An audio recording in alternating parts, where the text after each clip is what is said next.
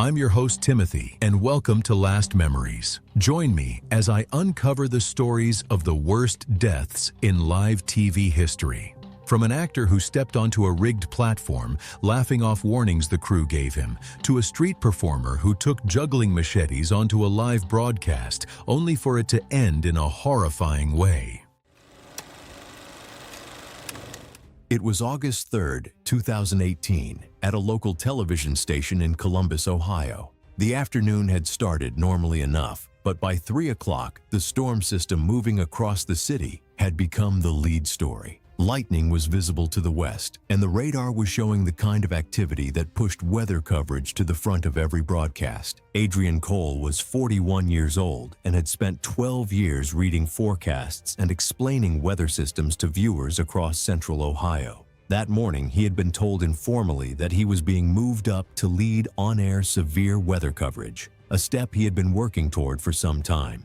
His colleagues had congratulated him in the newsroom. It had been a good day up until the point it stopped being one. I keep thinking about that morning. The congratulations, the handshakes, the feeling of finally getting somewhere. And then a colleague calls in sick and everything that follows from that single phone call. The meteorologist originally scheduled for the Rooftop Live segment had called in sick that afternoon with food poisoning. Someone needed to take the slot, and Adrian agreed without hesitation. It aligned with his new role, and it was exactly the kind of high-profile segment he had been waiting for. The technical setup on the rooftop was already in place from the previous segment. Nobody changed anything before he went up. The rooftop was a standard broadcast environment. Camera equipment, lighting rigs, and a fixed transmission tower anchored to the structure. The tower had been serviced 2 days earlier.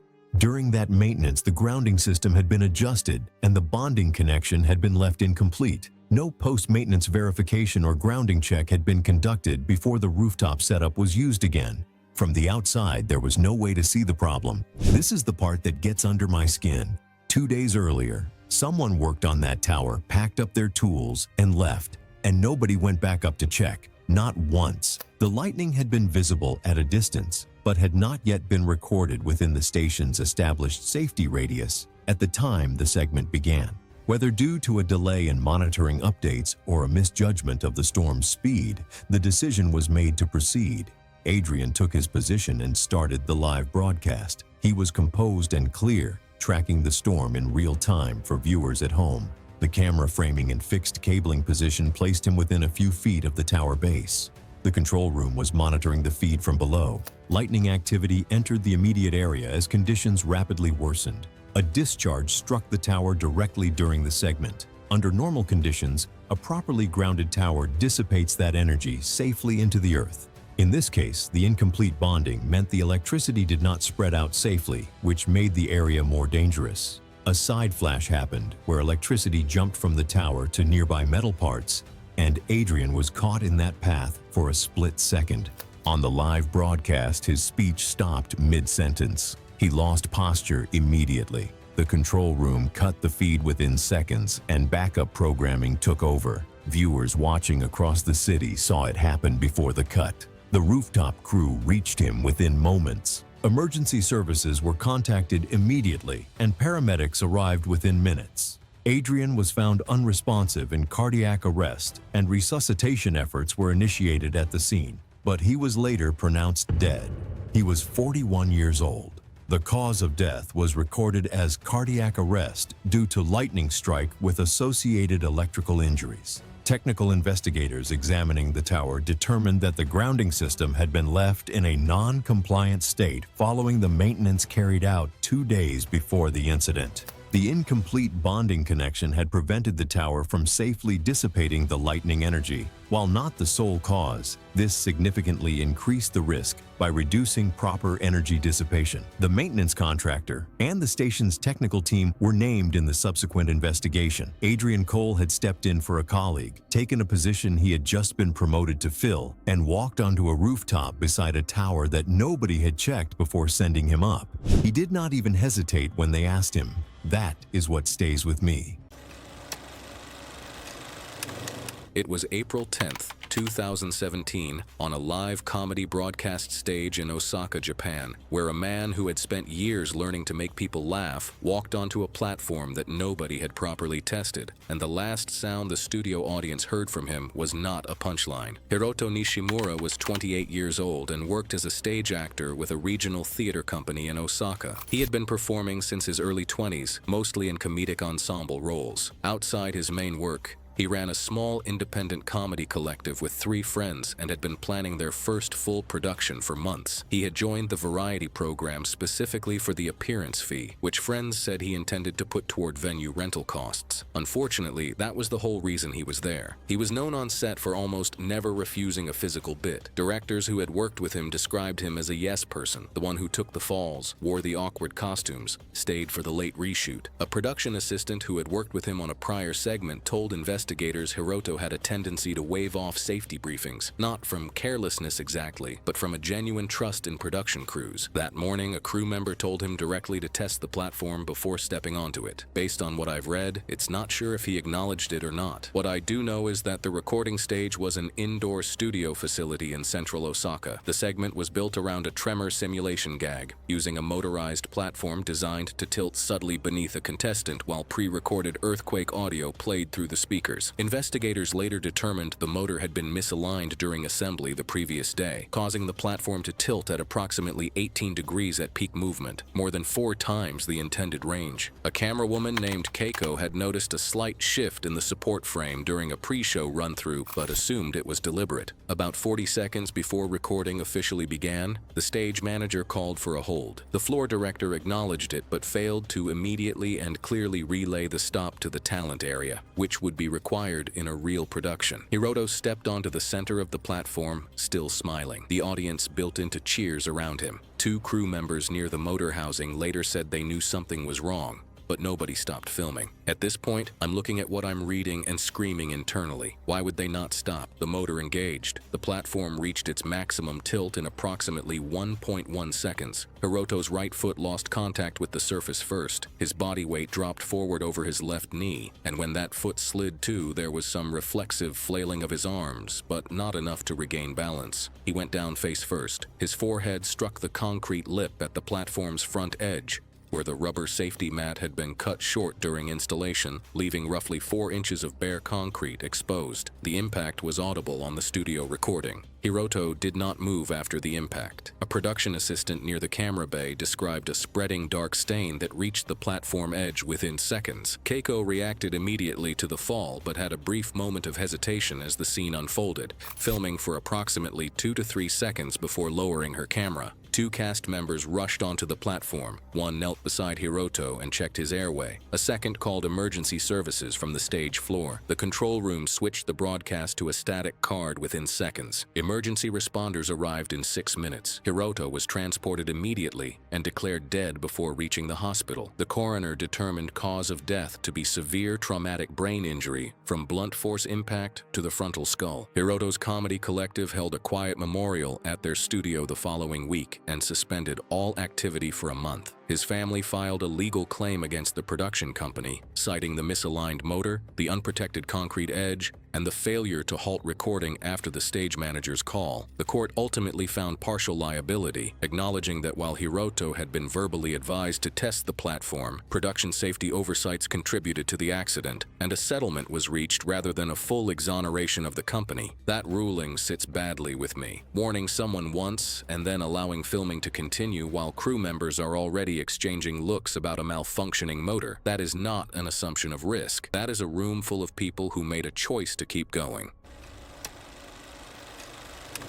It was August 14th, 2018, in Naperville, Illinois. The afternoon sun was still high when the production vans pulled up along the quiet suburban street, crew members unloading camera rigs and running cables through the front door of the newly renovated home. The final reveal was being broadcast live. Evan Cole, 34, was a camera operator for a home makeover production company. He had spent years on renovation shoots, moving through tight spaces and active construction zones without incident. That afternoon, he was positioned inside the house ahead of the host, ready to capture the tracking shots during the final reveal walkthrough. The live broadcast added pressure to keep the shoot moving without interruption. interruption. Those who worked with him noted he was disciplined with his positioning, keeping movements controlled and predictable, even in tight or active environments. What Evan did not know, and this is where it starts to get deeply uncomfortable, was that the wall removed during the renovation had not been non-load-bearing the way the production team had classified it. It had been providing partial structural support to the ceiling above the open living area. Temporary jack posts had been placed after the wall came down, but removed before the replacement beam was fully secured. The beam itself had been set in place, but not fully integrated into a continuous load path, with critical fasteners not yet installed, and one end lacking proper bearing support. No licensed structural engineer had signed off on the modification before filming resumed. As a result, the structure had been carrying load without adequate support for days, with weight partially redistributed across elements not designed to sustain it. The decision to proceed had been made under production pressure, with the timeline taking priority over structural verification. During my research, I discovered that this was not a hidden problem. The people on that production knew the temporary supports had come out before the permanent beam was ready. They kept the schedule anyway. By the time filming began, the ceiling had already been under uneven stress. Drywall seams along the modified section had begun to separate, and fine cracks had formed along joint lines, indicating movement in the structure above. What gets me is that the signs were already there. The ceiling was telling people something was wrong. The warning signs were subtle enough to be mistaken for normal settling, and with a live audience watching, no one stopped to investigate them. As the walkthrough began, Evan moved slowly backward through the open living area, carefully navigating cables and unfinished flooring, keeping the host in frame. His attention remained fixed on maintaining composition and stability. Faint creaking came from the joints overhead. Small particles of dust fell from the ceiling, and this is the part I find hardest to sit with. By this point, it was already too late. The structure had already entered a critical state, with remaining supports carrying loads beyond their intended capacity, and no margin left for stability. The ceiling above the modified span failed at one connection point first, then propagated across the unsupported section. The partially installed beam and unsupported joists dropped into the collapse zone where Evan was standing. The impact caused severe blunt force trauma to his head, neck, and upper body. He sustained a traumatic brain injury, multiple spinal fractures, and crush injuries to his chest. He was unconscious when the debris settled. The live feed cut abruptly, though viewers briefly saw the collapse before the broadcast was terminated. Crew members outside called emergency services immediately. Fire responders arrived within several minutes, securing the scene and checking for secondary collapse risk before making entry. Evan was found unresponsive beneath the debris. Despite emergency intervention at a nearby trauma center, his injuries were not survivable. Evan Cole was pronounced dead that evening. Structural inspectors and engineers later confirmed the wall had been misclassified and the temporary supports removed before the permanent beam was secured. No structural sign-off had been obtained before the space was cleared for filming. The production company had proceeded with a live broadcast in a structurally compromised space on a timeline that did not allow the work to be properly completed. And the part that I find hardest to sit with is that Evan Cole had no reason to question any of it. Cole had simply shown up to do his job. He never went home. It was August 17th, 2013, in Miami, Florida. A live morning television segment was underway in the outdoor parking area of a regional broadcast studio, where a heat endurance stunt had been set up for continuous on-air coverage. A transparent, custom-built sauna enclosure stood on a raised platform, surrounded by cameras, lighting stands, and monitoring screens displaying internal temperature and elapsed time. Rebecca Martinez, 29, was the program's co-host and a regular participant in challenge-based segments designed to boost ratings and viewer engagement.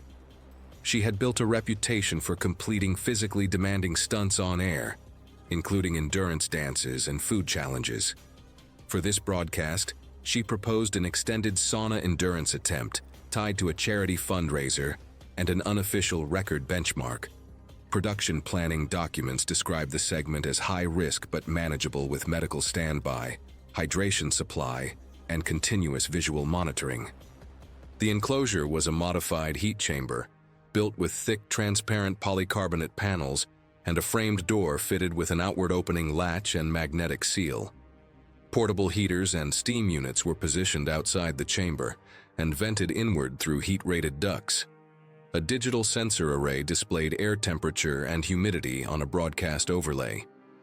Target temperature was set between 165 to 170 degrees Fahrenheit, within the upper operating range of commercial saunas, but higher than typical televised demonstrations. On-site medics were assigned to observe for heat illness indicators and were authorized to recommend termination if preset thresholds were crossed. Rebecca entered the chamber shortly after 9 a.m., wearing light athletic clothing and a biometric wrist monitor. Water bottles and electrolyte drinks were placed inside within reach. During the first 90 minutes, she remained alert and responsive, periodically signaling status to the crew through hand gestures and brief microphone responses. Internal readings showed stable temperature but rising humidity, as steam output accumulated faster than expected under the sealed configuration. Later review found the chamber's ventilation slot had been partially obstructed by a camera cable repositioned for a tighter shot. As the second hour passed, Rebecca's movement slowed and her posture changed from upright to seated against the rear panel. According to the medic log, her gestures became less consistent and response delays increased. These signs were initially attributed to normal fatigue under heat exposure. The stunt clock remained active because her biometric readings, though elevated, had not yet crossed the automatic abort threshold set during pre-show planning. Near the 2-hour mark, Rebecca attempted to stand and lost balance. The live camera feed showed uncoordinated movement followed by collapse onto the chamber floor. The supervisor ordered an immediate stop. When crew attempted to open the door, the magnetic seal did not release on the first trigger. Heat expansion along the frame increased seal pressure, requiring a manual override pull from the hinge side. Entry was gained after several seconds, and medics removed her from the chamber and began active cooling procedures on site before transport. Martinez was pronounced dead at the hospital later that day. The medical report listed exertional heat stroke with multi-organ complications as the cause of death. The post-incident review cited contributing factors including elevated humidity from restricted ventilation, abort thresholds set too high for a sealed environment, and a door seal design that did not account for thermal expansion under sustained peak heat. Broadcast safety guidance issued afterward required redundant ventilation clearance checks, lower automatic abort limits, and non-magnetic quick-release door hardware for all live heat endurance segments. It was September 9, 2018, when the Outdoor Food Festival in southwestern Arizona was reaching its peak afternoon energy. The desert sun blazed overhead at 102 degrees, casting harsh shadows across the vendor booths and performance stages scattered throughout the dusty fairgrounds. Local television crews had set up equipment near the main cooking demonstration area, where the smell of grilled meats and spiced vegetables mixed with the dry desert air. Teague Mull was 41 years old and had spent most of his adult life working temporary food stalls across desert fairs and weekend festivals. After leaving a warehouse job a decade earlier, he built his small business around portable propane burners and simple street dishes, often repairing and reusing his own equipment to keep costs low. Friends knew him as careful and routine-driven, someone who trusted the same worn tools he had relied on for years. That morning, Teague had been invited to participate in a live cooking segment for a local television station. The opportunity represented a significant boost for his small business. He arrived early to set up his portable cooking station, which consisted of a folding table, a high-output propane burner, and the necessary gas connections. The propane system had been assembled quickly using equipment that had seen extensive use. The rubber hose connecting the tank to the burner showed signs of wear, with small cracks visible along its length. The regulator had been swapped out from another setup without proper testing. As the afternoon segment began, Teague positioned himself behind the cooking table with the propane tank beneath the work surface. The camera operator focused on the demonstration while festival attendees gathered around. A faint odor of gas lingered near the burner, masked by the food aromas throughout the festival grounds. The propane had been leaking slowly from the damaged hose connection, collecting briefly beneath the table before warm air currents and foot traffic dispersed it into the open air. The leak remained undetected as Teague prepared his ingredients and explained his cooking process. When Teague reached for the burner's ignition switch, the escaping propane ignited immediately. The flames spread rapidly back to the damaged hose. Within seconds, the weakened hose ruptured completely, creating a continuous torch of burning propane that sprayed upward across the cooking station. The sustained jet of flame engulfed Teague's torso, arms, and face as his clothing ignited instantly. The ruptured hose sprayed burning propane across the cooking station, forcing him to stagger backward in panic. He collapsed onto the stage platform and stopped moving as the fire continued feeding from the open line. Festival staff rushed forward with fire extinguishers, but several seconds passed before they could shut off the gas at the tank valve. Paramedics arrived within 8 minutes and found Teague unresponsive with no detectable pulse. Resuscitation efforts continued on the stage as crews shut down the burning equipment. Teague was pronounced dead at the scene from catastrophic thermal burns and inhalation of superheated gases. The investigation later confirmed that a cracked propane hose caused the leak and rupture. Festival officials suspended all live cooking demonstrations and introduced mandatory equipment inspections. The live broadcast captured the ignition, the burst of flame, and Teague's collapse before the control room cut the feed. Later that evening, the station confirmed on air that the vendor had died at the scene, closing one of the few broadcasts in which a fatal accident was witnessed live. It was August 18, 2018, in downtown Columbus, Ohio. Morning traffic moved steadily beneath an enclosed high-rise under active construction. Cranes paused between lifts, and a local television crew prepared for a scheduled live safety segment. The scene appeared controlled, while height, wind, and timing narrowed the margin for error. Marco DeLuca was 52, a construction foreman from Northwest Ohio. He had spent more than 3 decades on job sites, starting as a laborer and advancing to supervisor for a regional union-affiliated concrete and structural steel contractor. He was known for arriving before dawn, leaving after paperwork was finished, and addressing hazards directly. Workers described him as blunt, methodical, and consistent. His routine included handwritten logs, double-checking delivery slips, questioning optimistic projections, and requiring harnesses even for short tasks. Work was paused when conditions fell outside site limits. The interview was scheduled after recent safety concerns at unrelated projects owned by the same developer drew public attention, and the company agreed to a live segment to address those concerns. The interview took place on the 40th floor, where temporary exterior scaffolding supported facade and window installation. At that height, the wind shifted in uneven bursts. The platform relied on bolted connections tightened earlier in the week after a scaffold adjustment for material delivery. Marco's safety harness was clipped to a designated tie-off point on the same scaffold section, creating a common point failure when the platform gave way. A safety note recorded inconsistent torque readings on several fasteners, with retesting scheduled for the following day to avoid delaying concrete work below. That morning, a regional heat advisory and moderate wind warning were in effect, but filming proceeded. The segment aired live, and the reporter requested a clear view of the safety setup. Marco stood near the edge so the scaffold, guardrails, and tie-off points were visible behind him, while work on the platform was paused. As the interview continued on the live broadcast, crane activity resumed above to reposition materials. The movement sent vibrations through the structure and into the scaffold. At the connection points behind Marco, washers compressed and shifted around bolt heads, later confirmed to be under-torqued. The sounds blended with wind and traffic. The failure began abruptly. A sharp metallic snap cut through the audio as 2 bolts sheared almost simultaneously. Viewers saw the platform drop several inches and lurch. Marco stepped back as the guardrail bent outward and the decking tilted. Marco fell from the edge in full view of the live broadcast. He struck lower structural elements during the fall and then disappeared from the frame. Seconds later, a heavy impact sound reached the microphones, and the broadcast cut away.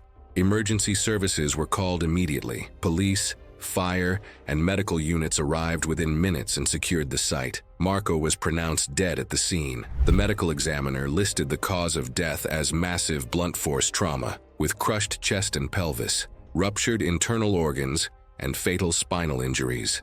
Investigators determined the collapse resulted from improperly torqued bolts that failed under combined vibration and wind load, with heat noted as a contributing factor to material stress. The site was shut down for several weeks. Fines were issued, inspection protocols were revised, and the broadcast footage was preserved as evidence and later used in internal safety briefings.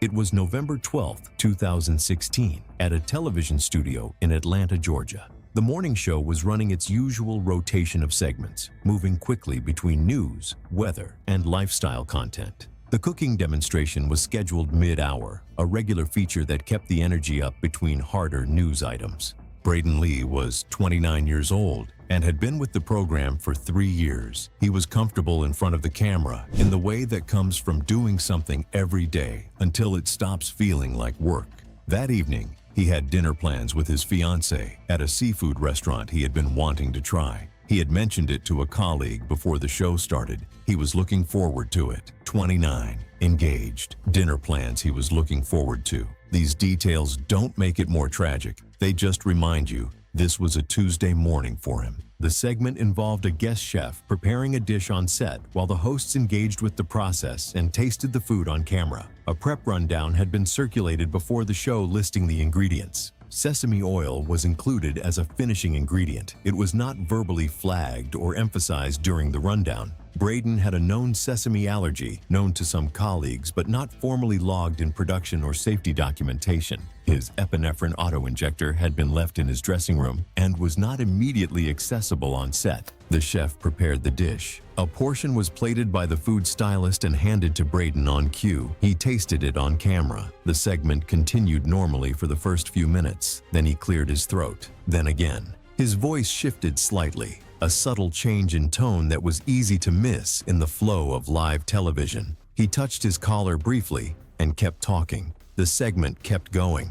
Crew members watching the monitor noticed he looked slightly flushed, but the floor team held back, reading it as minor on-air discomfort. The control room continued the broadcast while querying the floor for status. This is the part that I find genuinely difficult. He touched his collar. He cleared his throat twice, and the people watching him on the monitor decided it was probably nothing. I understand why. In live television, hesitation costs you, but those seconds mattered. This is where things started to go bad. His face reddened. His speech became less fluid. His breathing began to change in a way that was no longer subtle.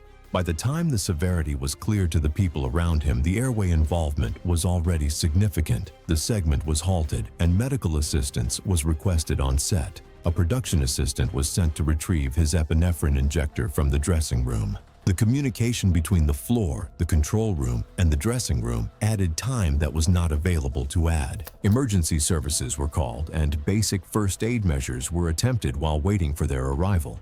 Paramedics arrived within several minutes. Braden had collapsed on set by the time they reached him.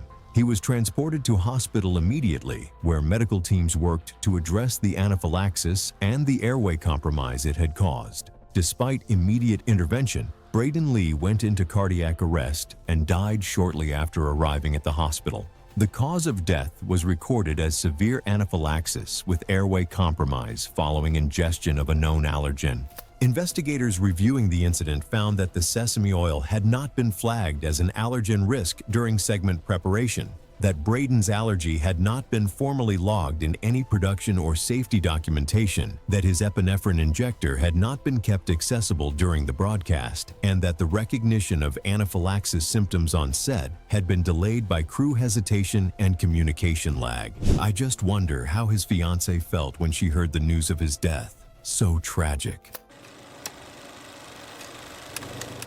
It was June 9, 2014, on the grounds of a community park in East London, England, where a local television crew was present to film a segment on community fundraising. The fair had drawn several hundred attendees under a flat, overcast sky, the kind of day that photographs gray and forgettable until it doesn't. Vesta Cairn was 25 and enrolled part-time in a theater studies program at a performing arts college in central London. She had been volunteering with the same fundraising collective since she was 19.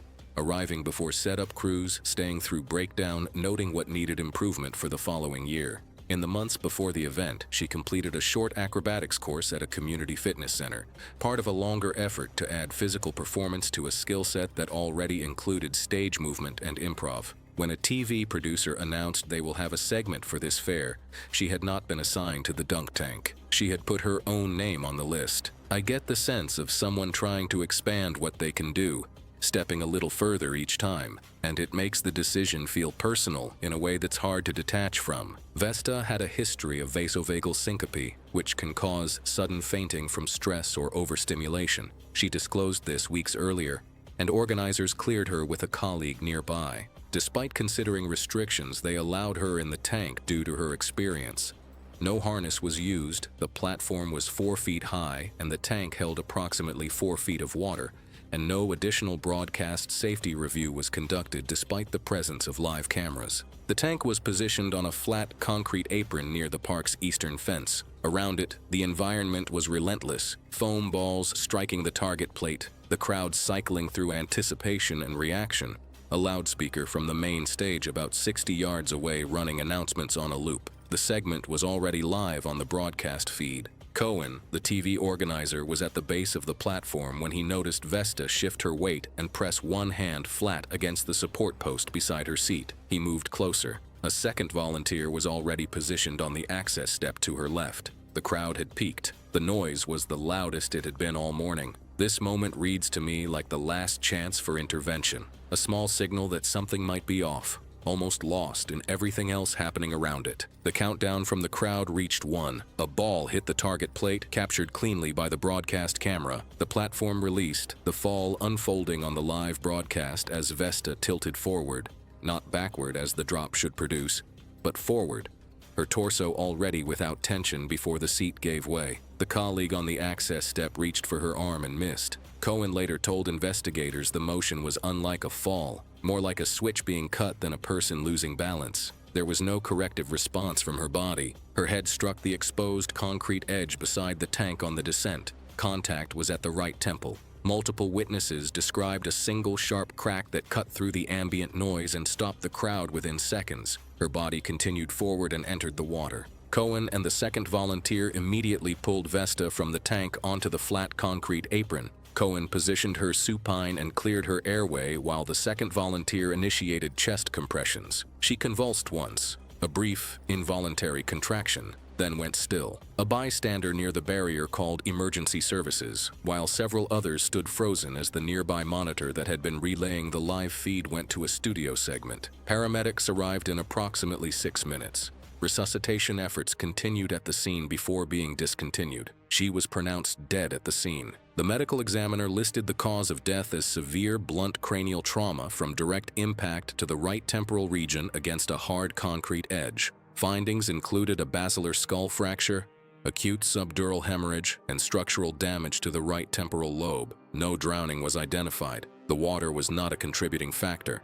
The collective posted a brief statement online 2 days later. Fundraising continued through the remainder of the season with minimal social media coverage and no publicly shared photographs or video from that day, and the broadcaster confirmed that the live segment had been cut immediately and would not be rebroadcast or released. A gathering at her performing arts college drew close friends and a few faculty members. No public ceremony was held beyond that. I have said this on this channel before, but the part that doesn't leave me is the paperwork trail.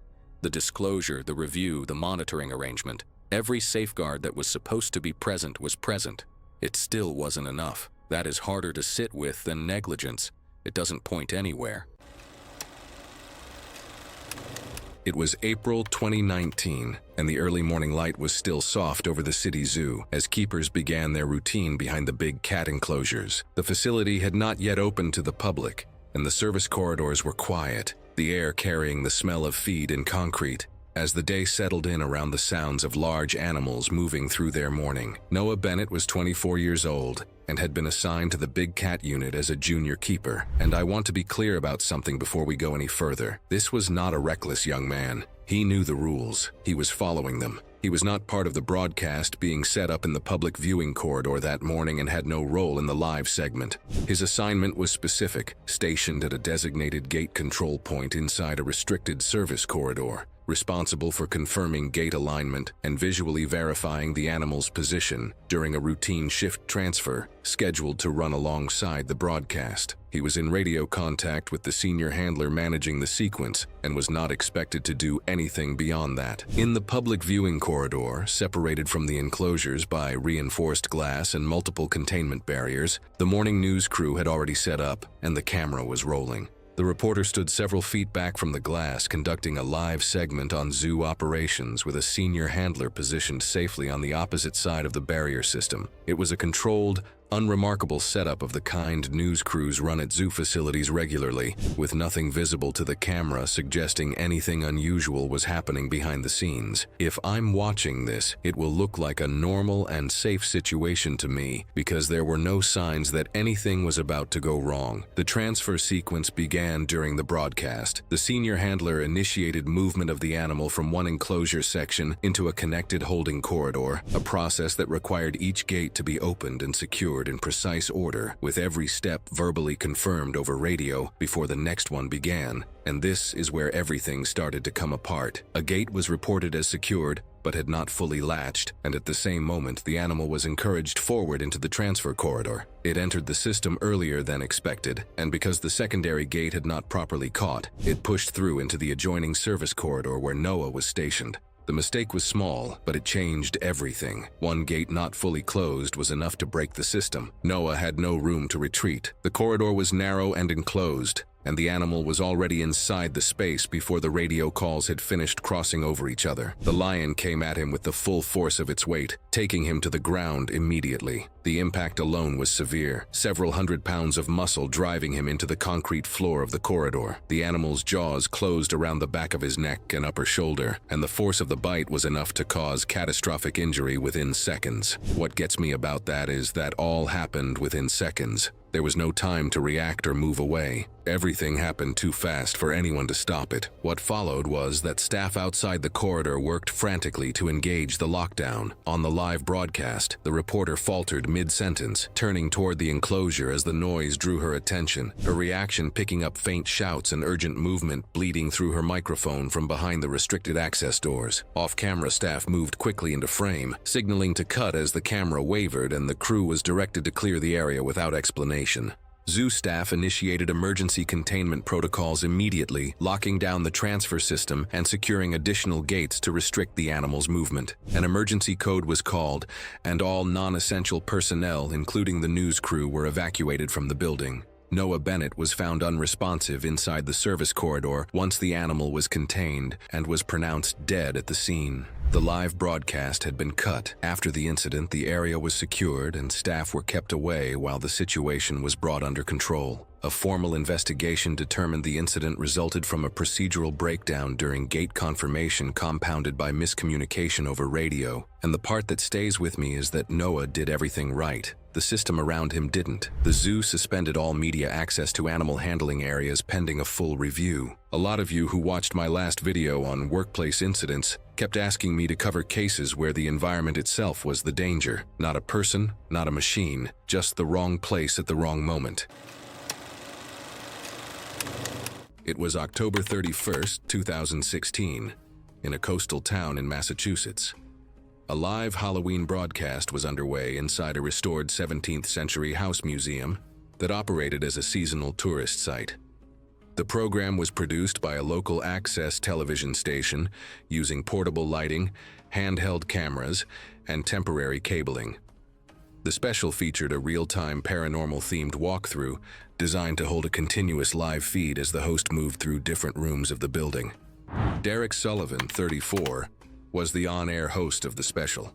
He had spent years in local theater before moving into small-market television, where he became known for hosting holiday and event programming. His style leaned heavily on atmosphere and improvisation, rather than technical production. The Halloween episode was his most ambitious live project, built around an overnight investigation format with rotating guests and staged lighting effects.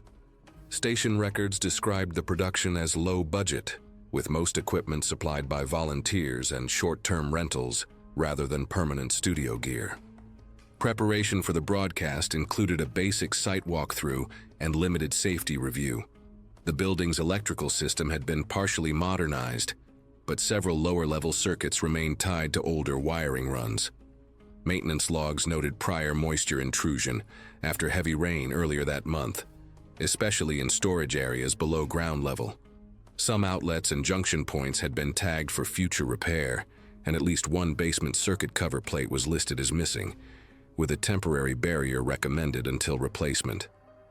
The television crew routed extension lines for lights and cameras through a rear access corridor and into the basement to reduce cable visibility on the main floors. The live program began shortly after 9 p.m.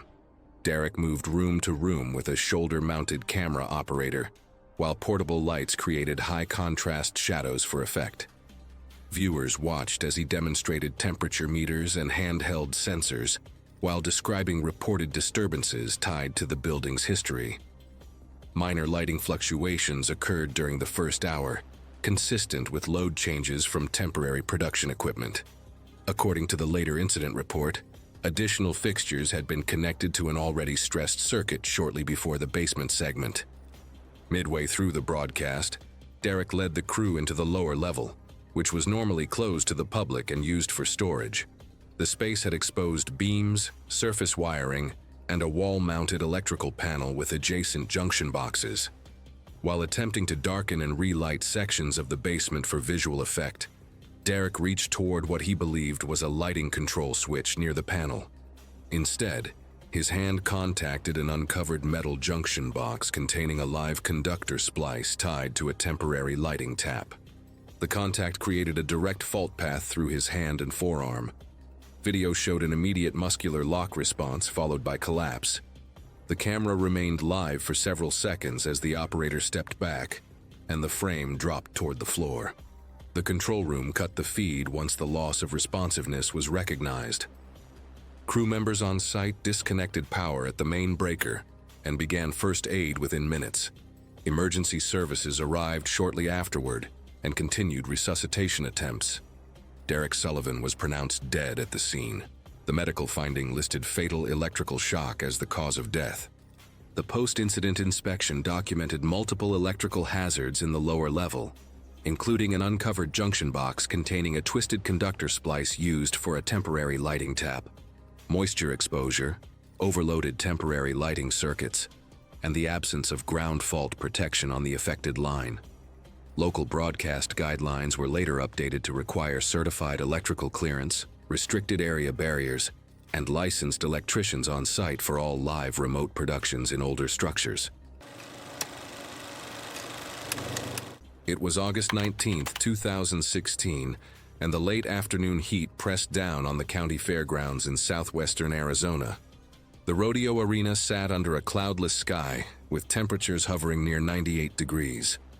Dust hung in the still air as vendors prepared for the evening's main event. Bowen Fisk, a 35-year-old weekend sports correspondent for a regional television station, arrived early to set up for his live broadcast. Standing just over 6 feet tall with graying temples, Bowen had covered rodeos for nearly a decade. His background as an amateur bull rider gave him a comfort level around livestock that most reporters lacked. The assignment was straightforward: deliver a live introduction from inside the arena before the evening's competition began. Bowen positioned himself near the bucking chutes, where a massive Brahma bull waited in the steel enclosure. The animal weighed approximately 1,800 pounds and showed signs of agitation, shifting its weight and snorting as handlers prepared the rigging. Arena maintenance had been delayed that afternoon due to equipment issues. The gate latch on the chute showed visible stress marks and slight bending from previous use. Standard protocol required a secondary safety lock, but in the rush to prepare for the broadcast, this backup measure remained disengaged. Bowen stood roughly 6 feet from the chute gate, well within what he considered a safe distance.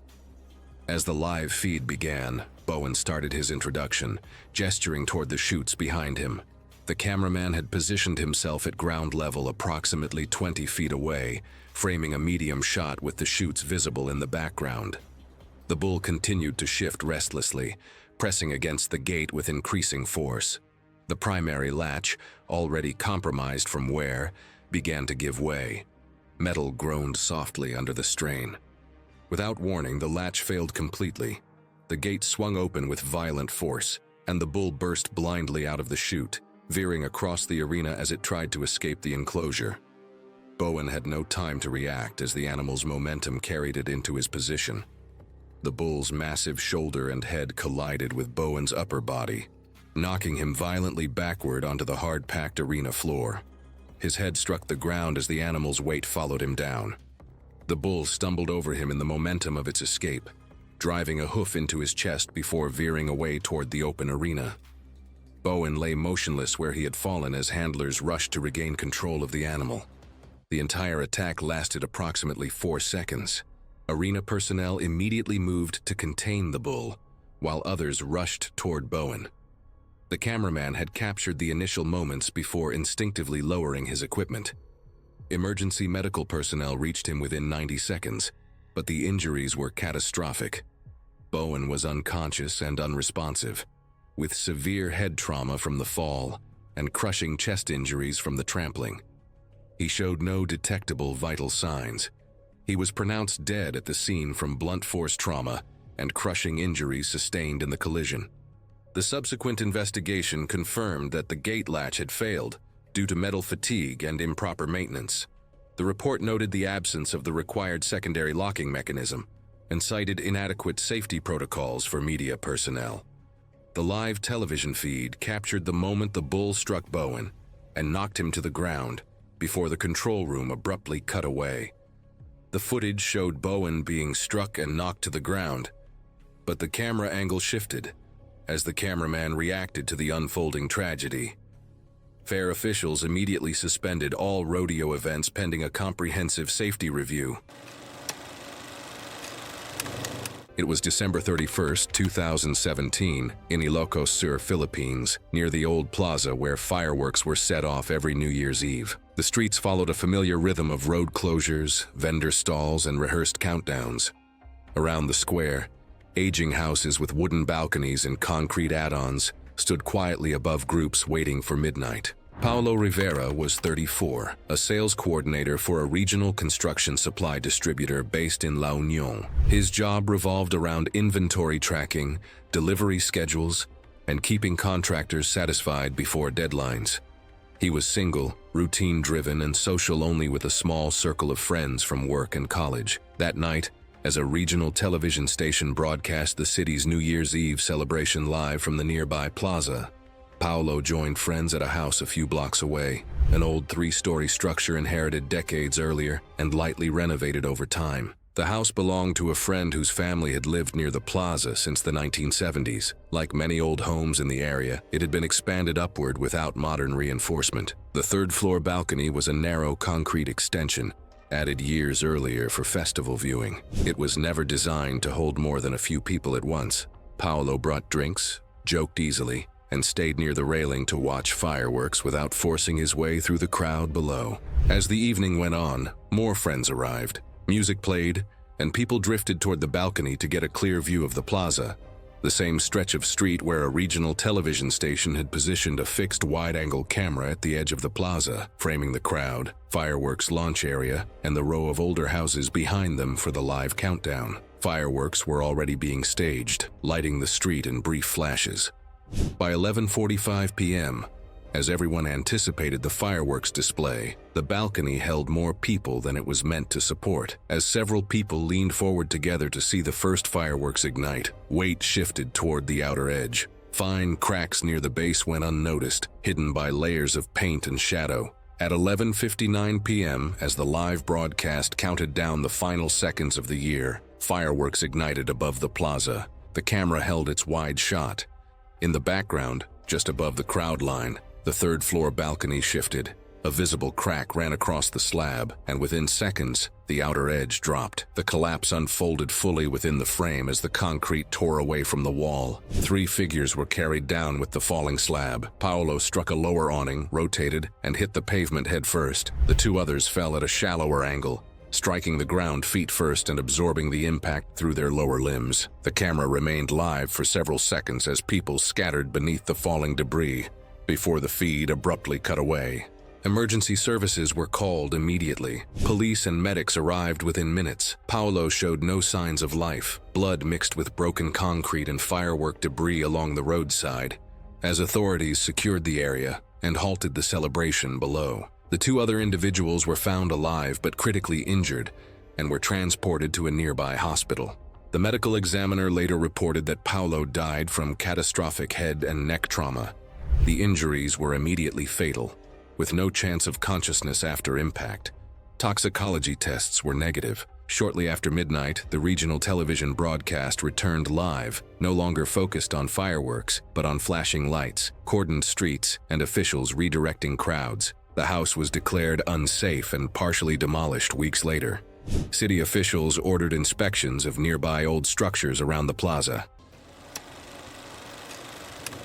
It was April 18, 2018, at a restored Victorian estate in rural Virginia. The main hall had been prepared for a live auction broadcast. Rows of seated bidders facing a central podium, camera equipment positioned around the room, and additional lighting rigs brought in to give the broadcast the visual quality the venue deserved. Eleanor Price was 54 years old and had spent most of her career working in regional auction houses across the country. She was knowledgeable, composed on camera, and had been building toward exactly this kind of assignment for years. A live broadcast heritage property auction from a historic estate was the kind of assignment that could define a career. She had described it that way to colleagues in the weeks leading up to the event. That evening, she stood at the podium in the center of the hall and opened the broadcast. When I read that she had described this assignment as the kind that could define a career, I had to put this down for a moment. The hall was everything the auction house had promised: original Victorian interiors, restored surfaces, and at the center of the ceiling, directly above the podium, a large multi-arm crystal chandelier that had hung in the same position for over a century. Nobody had thought to question it. That is not unusual. Things that have always been there tend to stop being seen. The production team had mounted an overhead camera rig along the ceiling that week. It was motorized, built to make slow tracking movements across the auction floor during the broadcast. During setup, they tested it for picture quality. It performed well. The rig hummed quietly when it moved, a low, continuous sound that blended into the noise of the room being prepared around it. The auction opened and bidding moved through the early lots at a steady pace. Eleanor worked the room with the ease of someone who had done this for decades. Above her, the camera moved slowly, steadily, the way it had been designed to. After several lots, a faint creaking became audible from the ceiling above the podium. Dust shifted slightly from the beams. Neither was recognized as a warning by anyone on the floor. The mounting point gave way. Shortly after, the chandelier dropped vertically as the anchor point failed, releasing the chain and sending the full weight of the fixture down without deflection onto the podium where Eleanor was standing. The impact crushed the podium structure and drove Eleanor to the floor beneath it. She did not move after the impact. The broadcast feed cut within seconds. Attendees in the hall reacted immediately, and staff moved toward the podium through the debris. Emergency services were contacted immediately, and paramedics arrived within approximately 8 minutes. Eleanor Price was confirmed dead before she could be transported. Investigators found localized dry rot concentrated around the anchor penetration point in the ceiling timber. The mounting structure had already been significantly weakened before the event was staged. The motorized camera rig, mounted along the same joist span, had transmitted continuous vibration through the shared load-bearing members directly into the chandelier anchor. The timber could not hold under the repeated stress. No structural assessment of the suspended fixtures had ever been carried out. No one had asked for one. The creaking, the dust, those were the warnings, and nobody in that room understood them for what they were. I am not sure I would have either. That is the honest answer.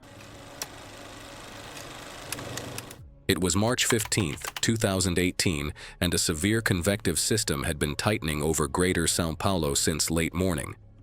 By early afternoon, the hill where Aldrich Mendes would stand held a view of the whole approaching system, and from inside the broadcast station 4 miles away, that view was the point. Aldrich was 29 years old and had spent 4 years as a field meteorology correspondent for a regional broadcast station in São Paulo. His reputation among colleagues was specific: meticulous with preparation, reckless with exposure. He reviewed radar loops before every assignment, taped his microphone connections personally, and kept a laminated wind speed reference card in his jacket pocket. He was also known for treating safety advisories as negotiable when the story was worth it. 6 months earlier, he had completed an annual lightning safety refresher covering exposure reduction, elevated position avoidance, and minimum crew distance from metal equipment during active lightning. He signed the acknowledgement form. That morning, producers urged an outdoor live segment to maximize viewership during the storm's peak window. Aldrich chose a small hill on the city's outskirts, roughly 20 feet above the surrounding terrain, and by 2:40 p.m. was standing on it holding a metal core microphone. Live cable running across wet grass toward Theo, his cameraman, 30 feet back. It's like watching someone knowingly step into a checklist of hazards. Thunder was cycling every 9 seconds by 2:47 p.m. Wind gusts had reached 35 miles per hour. A single small grounding rod had been set near the broadcast position, but it did not create a safe zone around Aldrich. He was within 4 feet of it, too close for any real protection. He was mid-segment, live on the broadcast feed, when a ground flash struck a chain-link fence 60 feet below at the hill's base, sending lateral current through the saturated soil and nearby wet grass, which reached the live cable running up the hillside. I find it difficult to move through this story without thinking about how many people in that production chain had the authority to pull him off that hill and chose not to. The current entered through the wet cable at the microphone connector. Theo saw the microphone jump violently in Aldrich's grip, a single rigid vibration, before sparks jumped from the cable connector at his feet. The physicality of this moment is what makes it so jarring for me. It's not gradual, not something that escalates, just one instant where everything changes with no chance to react. Muscles in Aldrich's body contracted uncontrollably from the current. His back arched hard, his right arm extended outward at an angle that was not voluntary. He cleared the ground by several inches before dropping onto his left side in the wet grass. His jacket was smoking at the collar and along the right forearm seam. The grip tape on the microphone handle had burned through at both contact points. Theo dropped the camera and ran toward him as the surge and Aldrich's collapse remained visible on the live broadcast for a brief moment before the feed cut. As he reached Aldrich, Theo felt a brief, sharp shock through the camera body from the voltage spike traveling in the cable, which caused his hands to tingle. He managed to drag Aldrich 3 feet before stopping, unable to continue. The burn marks in the grass were irregular, consistent with the chaotic path of a conduction-mediated lightning strike rather than a straight line. His right shoe had partially separated at the sole, consistent with the exit burn at the left heel documented later by the medical examiner. He did not move again. A pedestrian on the road below called emergency services within 30 seconds of the strike. A second bystander joined the call. Paramedics arrived approximately 10 minutes later and initiated resuscitation at the scene. Aldrich was pronounced dead at 3:14 p.m. The medical examiner determined cause of death to be cardiac arrest secondary to an indirect lightning strike conducted through wet equipment and soil. Entry burns were noted at the right hand, exit burns at the left heel. Cardiac tissue showed non-specific signs of electrothermal damage. No blunt trauma injuries were identified. The exposure was classified as conduction-mediated rather than direct strike. The station aired a brief statement that evening. Journalists struck during storm coverage and pulled the broadcast footage from its archive without public explanation. Colleagues left flowers at the hilltop the following morning. Staff were offered counseling sessions quietly, without announcement. I personally think that this wasn't a freak accident. It was a decision made inside an air-conditioned building by people watching the same radar Aldrich tracked for a living, who sent him up a hill anyway. It was March 2014 in the ballroom of a downtown Chicago hotel. Around 95 guests were seated at round tables facing a temporary stage with tight theatrical lighting. The event had been selected as a feature segment for a local cable show that covered entertainment events across the city. Lena Voss was 34 years old and had worked as a professional magician's assistant long enough that positioning herself inside mechanical stage apparatus was as routine to her as any other part of the job. She understood the equipment, understood what exact alignment inside it required, and trusted both the machinery and the operator controlling it the way you have to, when the act depends on both working perfectly at the same time. And that word, trust, is the one that keeps coming back to me with this story. However, people who worked with her said she was careful and precise, someone who followed each step the same way every time. She was used to working inside tight spaces and relied on the equipment to function as expected. Guests were seated and watching quietly, focused on the stage as the show moved from one act to the next. The illusion that evening involved a horizontal cabinet fitted with a motorized sliding tray system. The tray was designed to retract her body laterally away from the path of a descending circular saw blade at the critical moment of the performance, creating the illusion of the blade passing through her while she had already been moved clear of its path. Backstage, she prepared as usual, calm and familiar with every step of the sequence. She entered the apparatus, positioned herself flat along the tray, held the required posture, and waited for the performance to begin. Compared to every other incident I talk about, this one stands out. There were no warning signs before the act started. The equipment appeared to be working the same way it always had. The act opened as rehearsed, with lighting and music timed to mask the mechanical movement inside the cabinet and hold the audience's attention on the exterior of the apparatus. At the critical moment, the tray was triggered to retract along its track, and this is where everything that was supposed to protect her quietly stopped working. A worn drive gear in the tray's motor assembly slipped under load, causing the tray to stall short of its full travel distance and leaving part of Lena's body outside the safe clearance zone the retraction was designed to create. The movement stopped just short of where it needed to be. The difference was small, but it was enough to leave her in danger. From the operator's position, stage lighting glare, the angle of the enclosure, and the cabinet housing obscuring the lower alignment line made the misalignment appear minor, consistent with what he had previously seen as acceptable alignment during rehearsals. What gets me is that he genuinely could not tell. The system gave him nothing. There was no position sensor confirming full retraction and no interlock preventing blade activation unless the tray reached its end position. Then the operator triggered the saw's descent on cue, and the rotating blade made contact with Lena's midsection, cutting through tissue and causing immediate and severe abdominal injury. The cabinet concealed the full extent of what was happening from the audience for only a moment before the performance broke down visibly. The sound and the sudden halt of the act making clear to everyone in the room that something had gone wrong. The live broadcast captured it in full before anyone could cut the feed. I have read a lot of these cases, and this is majorly disturbing.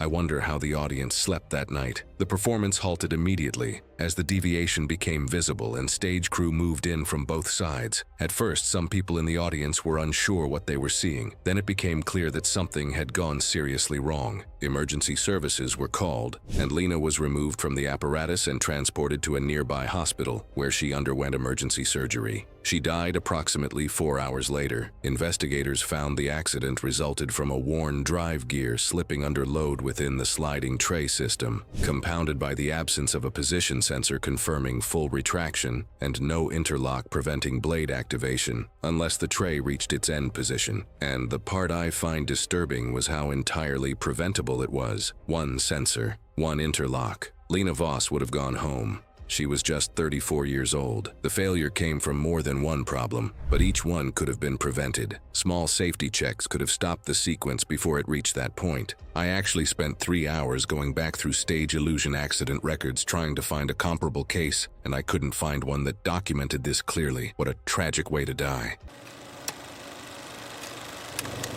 It was May 22, 2018, in the Phoenix metro area.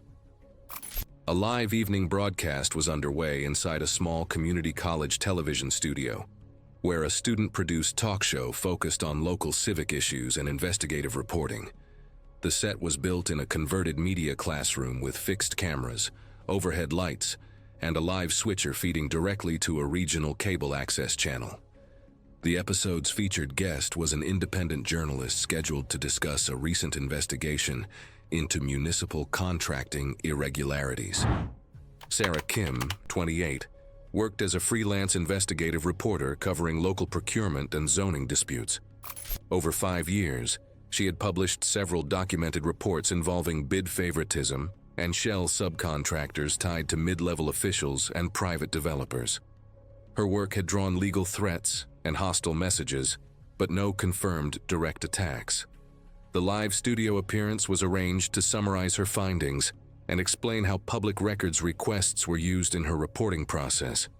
Production notes described the episode as higher interest than usual, but not classified as high security risk. The studio operated with a small crew of students and one faculty supervisor. Standard procedure required exterior doors to remain locked during live broadcasts, with entry routed through a monitored front desk. A secondary side corridor door near the studio was normally alarmed, but had been set to maintenance mode earlier that afternoon for equipment deliveries, and the door was physically wedged open for repeated load-in trips. The alert had not been rearmed before airtime. Interior hallway cameras were present, but not actively monitored during the show because the control station was focused on switching the live program feed. The interview began shortly after 7:30 p.m. and proceeded normally through the first segment. Sarah discussed document trails, contract layering, and oversight gaps, while the host reviewed graphics prepared by the student staff. Approximately 20 minutes into the live broadcast, a man entered through the side corridor door and walked toward the studio floor. Video later reviewed from the hallway camera showed he wore a delivery vest and carried a small tool bag, which matched the type commonly seen during earlier equipment drop-offs that day. The individual stepped onto the set edge within camera frame while the segment was still live. Crew members initially interpreted the approach as a late technical adjustment because maintenance staff had moved through the area earlier. The man closed distance to the guest position and produced a concealed handgun at close range. The live camera feed captured the immediate confrontation and Sarah's collapse after a single shot. The director cut to a standby graphic within seconds, as audio was muted and the studio feed was terminated. Campus security and city police units arrived within minutes and secured the building. Paramedics confirmed Sarah Kim was dead at the scene from a gunshot wound. The suspect, later identified as Daniel Ruiz, 41, was located that night during a traffic stop and taken into custody without further incident. Court records show he was charged with first-degree murder and illegal firearm possession, later convicted and sentenced to life in prison without parole. Investigators found no organized crime links and concluded the motive was a personal grievance tied to a company named in one of Kim's published investigations. The official review cited multiple security failures, including a disabled side door alarm and no dedicated access monitor during the live broadcast. Updated campus broadcast rules later required verified alarm status, controlled entry staffing, and a designated floor safety marshal for all live shows. It was October 28, 2016, at a mid-sized college football stadium in the Midwest. The autumn air carried a crisp 52-degree chill as thousands of fans filled the concrete stands under overcast skies. The facility buzzed with the energy of homecoming weekend, its artificial turf gleaming under the stadium lights that had just flickered on against the darkening evening. 22-year-old Zora worked part-time in stadium operations while pursuing her communications degree. Known for her reliability and quick thinking, she had been handling game day logistics for 2 seasons. Her supervisor described her as someone who never hesitated to jump in when needed, always maintaining a calm demeanor even during the chaos of major sporting events. That evening, Zora was assigned to the utility crew, responsible for transporting supplies and equipment during game breaks. The stadium employed a sophisticated cable camera system that ran on tensioned wires stretched diagonally across the field, allowing for dynamic aerial shots during broadcasts. The system operated at high speeds, with cameras that could accelerate rapidly between predetermined positions. During the third quarter timeout, Zora received instructions to deliver water bottles to the visiting team's sideline. The break in play typically lasted 3 minutes, providing a narrow window for field access. Stadium protocol required coordination between broadcast operations and field personnel, but the communication system relied heavily on visual cues and radio chatter. As Zora stepped onto the field carrying the supply crate, the cable camera system initiated a rapid transition sequence. The camera carriage, weighing approximately 15 pounds and traveling at an estimated 25 miles per hour, moved along its predetermined path. The tensioned cable, positioned roughly 12 feet above the turf at its lowest point, was designed to remain clear of normal field activity. The collision occurred near the 35-yard line. The high-speed camera carriage struck Zora across the upper body with tremendous force, knocking her violently backward onto the artificial turf. She hit the ground hard, lying motionless as the moving carriage dragged past her before the operator triggered an emergency stop and the system ground to a halt. The impact left her unconscious and unresponsive on the turf, with visible head and neck injuries.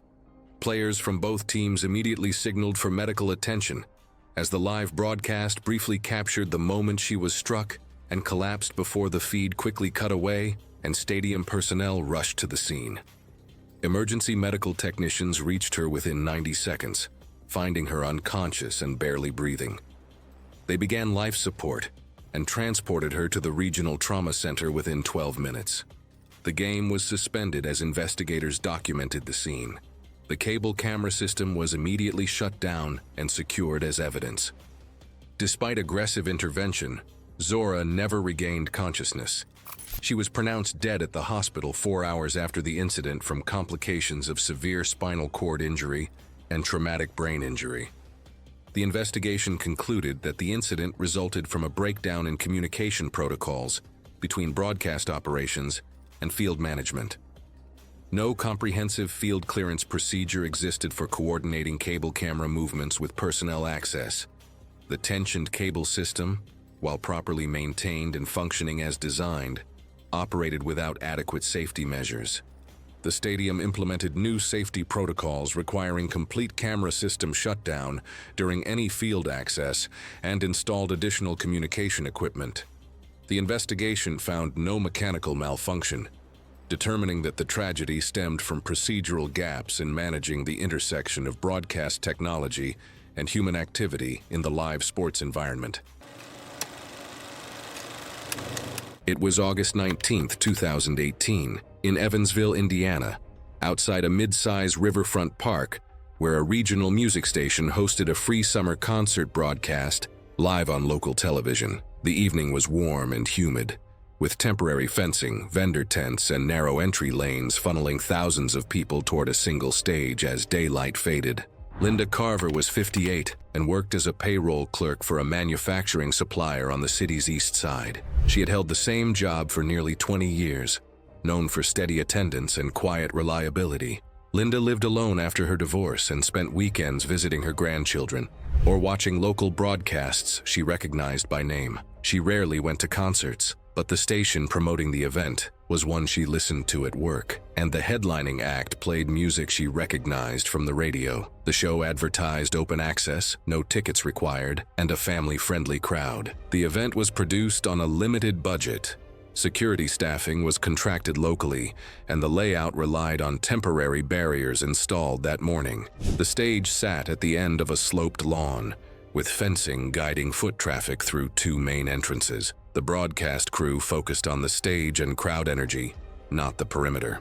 Attendance exceeded early estimates by several thousand. By sunset, the area near the front was packed shoulder to shoulder, with little space to move once people stopped. Linda arrived shortly after 7 p.m. with her sister. They stood near the back at first, then edged forward as the opening act finished. The ground sloped downward toward the stage, and people leaned to see over others' shoulders. Weather alerts earlier in the day warned of possible thunderstorms, but the sky stayed clear. As the headliner prepared to come on, the station's live broadcast returned from commercial and showed a wide shot of the crowd pressing closer. Shortly after 9 p.m., movement started near one of the entrances. A surge rippled forward when people tried to push in from behind, believing the gates were about to close. The fencing flexed. Security personnel attempted to redirect the people, but the crowd noise drowned out their instructions. The slope caused bodies to tilt forward, transferring weight downhill. The pressure built unevenly, faster than anyone could step away from it.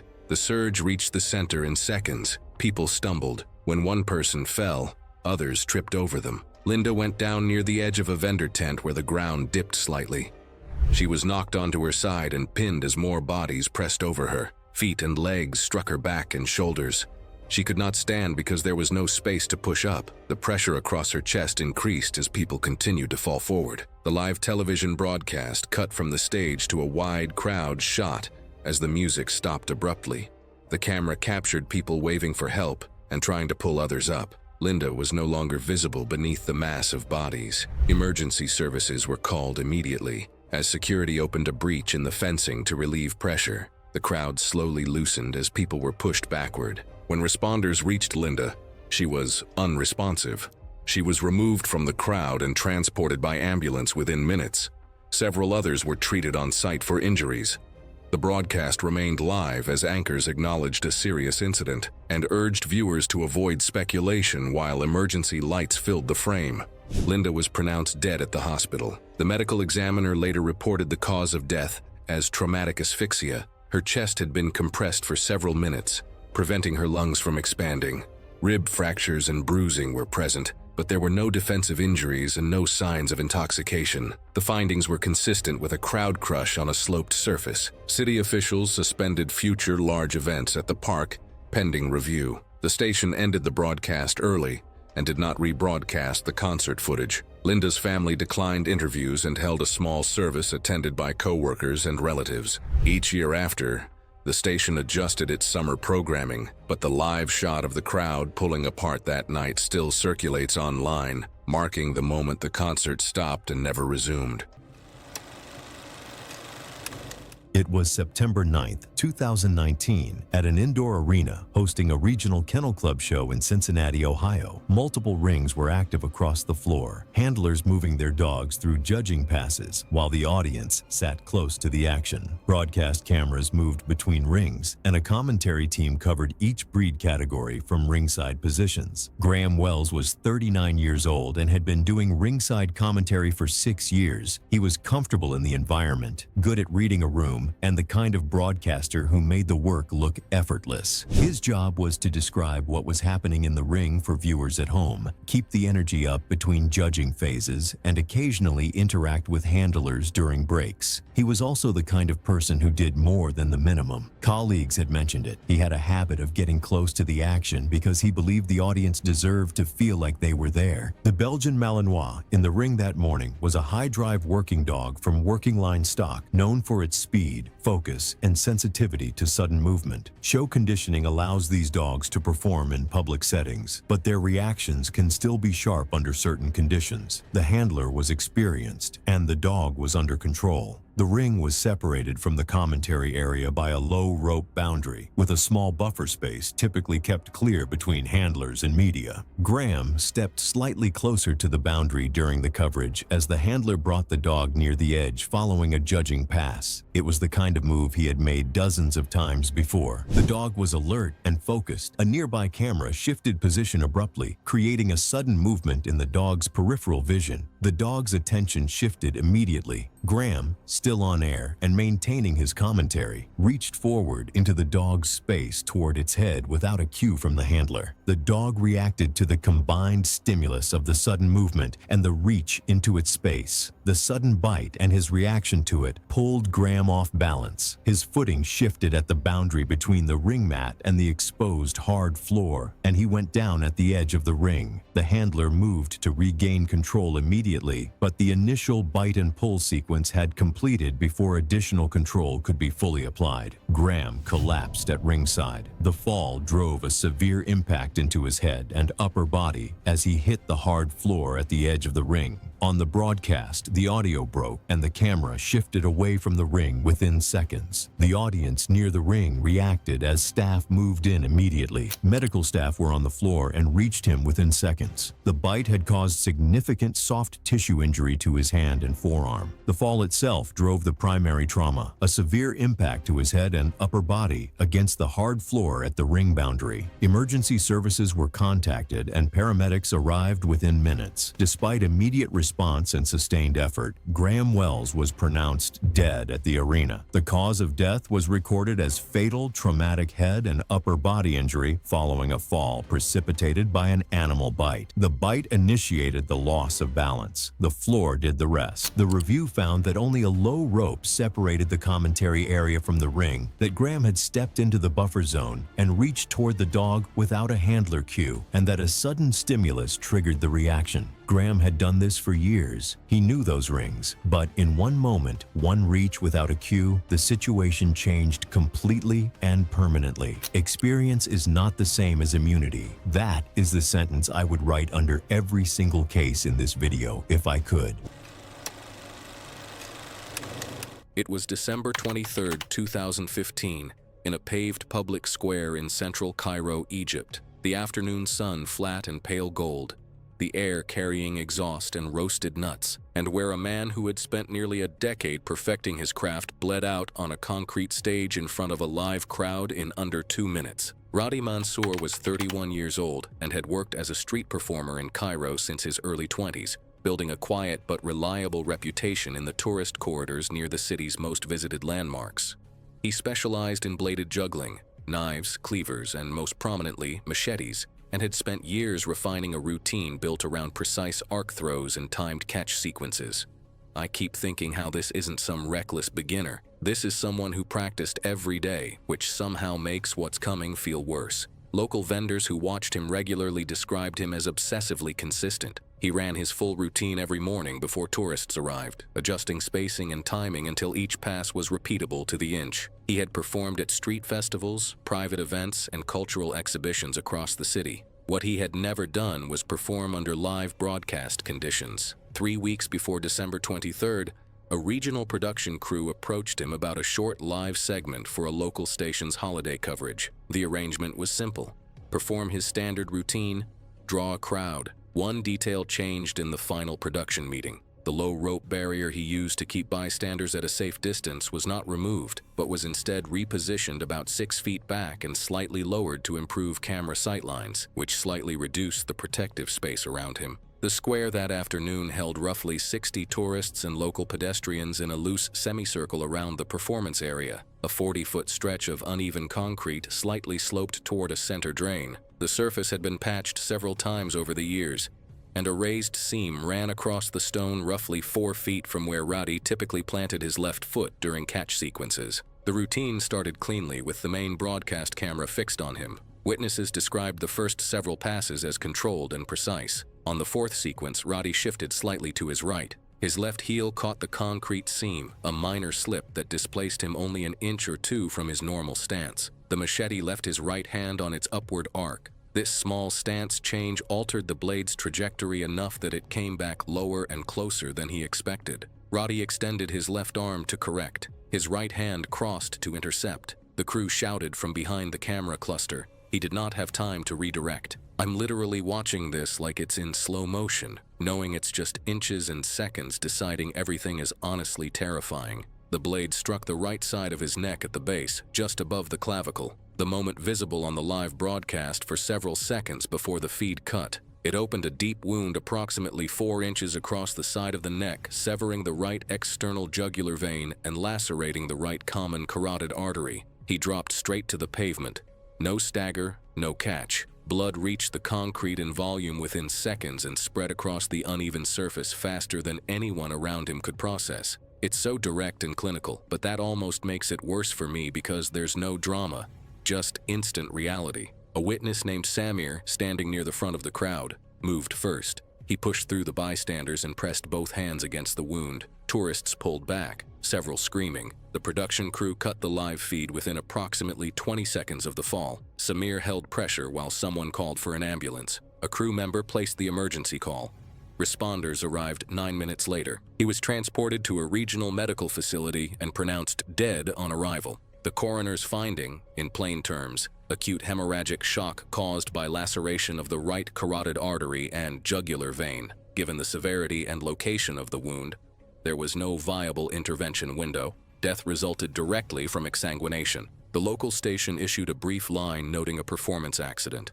No extended coverage followed. Samir gave one account to investigators and declined to speak further. Radi's family held a private funeral attended only by close relatives and a small number of fellow performers. Multiple tourists had recorded portions of the incident on their phones, but most footage remained private or unshared outside immediate circles. The production crew issued no public statement.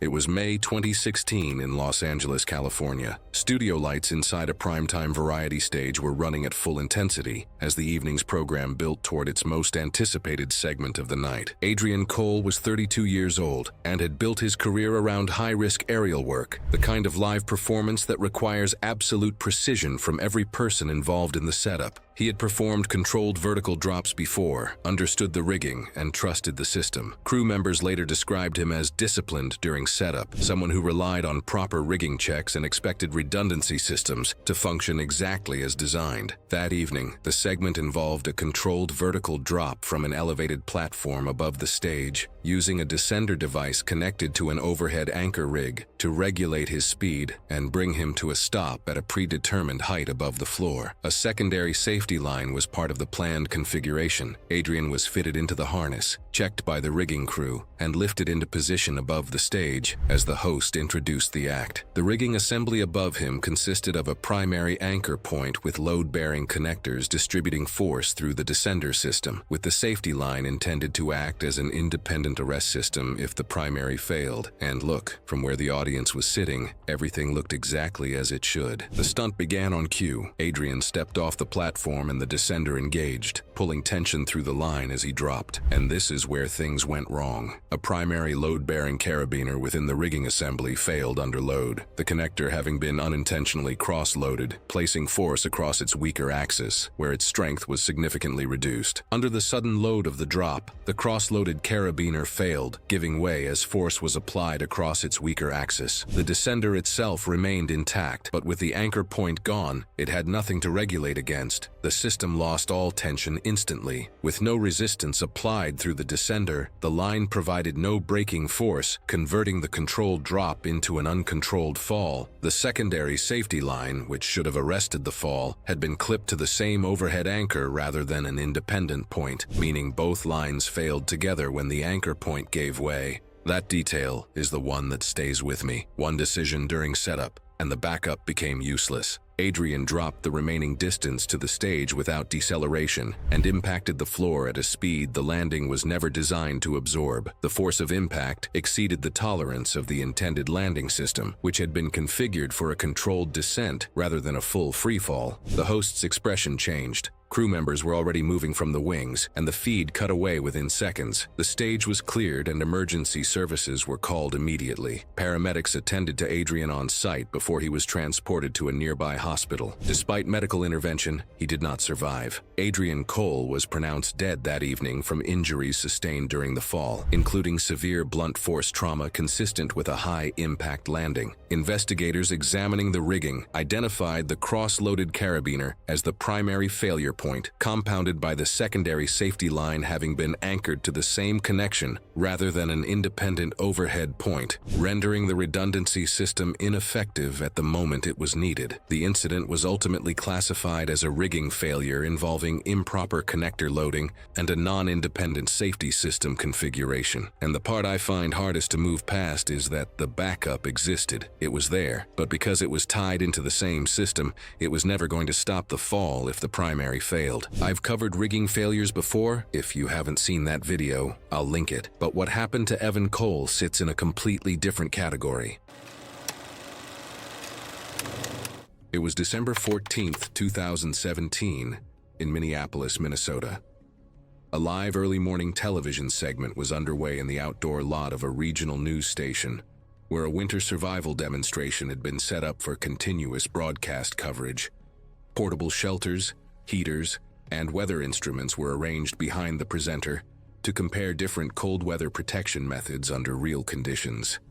Air temperature measured -18 degrees Fahrenheit, with sustained wind producing wind chills near -40 degrees Fahrenheit.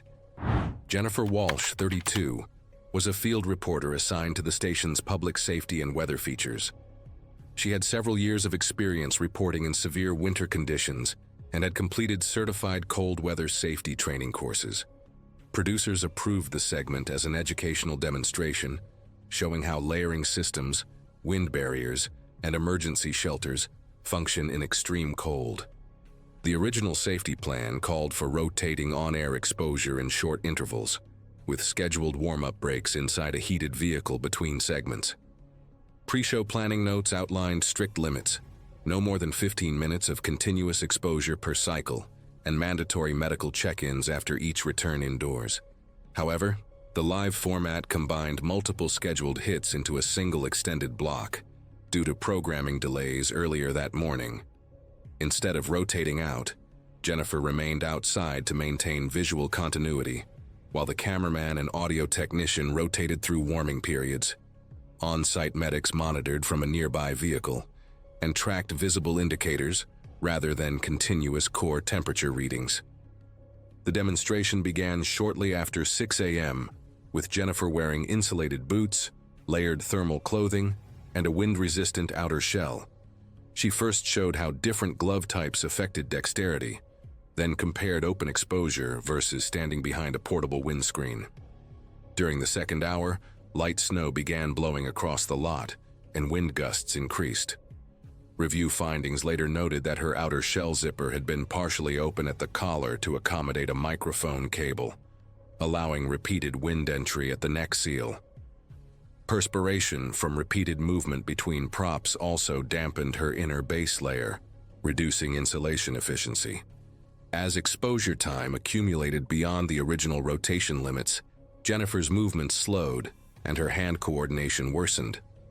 According to the medic log, she missed 2 scheduled warm-up breaks while continuing demonstrations of emergency blanket use and vehicle kits. Early hypothermia signs, reduced dexterity, and delayed responses were interpreted by crew as normal cold reaction for the segment's purpose.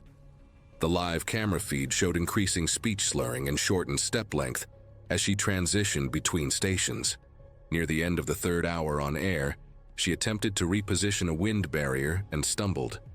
The live broadcast camera captured her losing balance and collapsing onto the packed snow surface. The control room immediately cut back to the studio, while field staff and medics reached her within moments. Passive and active rewarming measures were started on site, followed by rapid transport to a hospital. Walsh was pronounced dead later that day. The medical report listed severe accidental hypothermia with cardiac arrhythmia as the cause of death. The station's incident review concluded that extended continuous exposure beyond the planned rotation limits, wind intrusion at the collar opening, and moisture-degraded base layers combined to accelerate heat loss. Updated field broadcast protocols afterward required enforced exposure timers, mandatory rotation regardless of live scheduling changes, and continuous temperature monitoring for extreme cold demonstrations. It was February 3, 2017, when a winter storm began building strength along the northeastern coastline. The city's skyline disappeared behind sheets of driving snow as temperatures plummeted below freezing. Ice formed rapidly on exposed surfaces, creating treacherous conditions across the metropolitan area. Wind gusts reached 35 miles per hour, turning the already dangerous storm into a significant weather event that demanded immediate coverage. Lyra Gant, a 31-year-old weekend weather presenter, had transitioned into broadcast journalism after spending several years as a high school science teacher.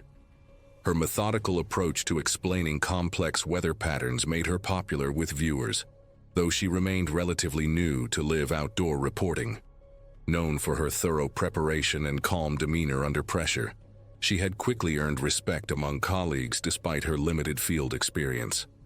The station assigned her to provide visual storm coverage from a 14-story rooftop downtown, chosen specifically for its unobstructed view of the approaching weather system.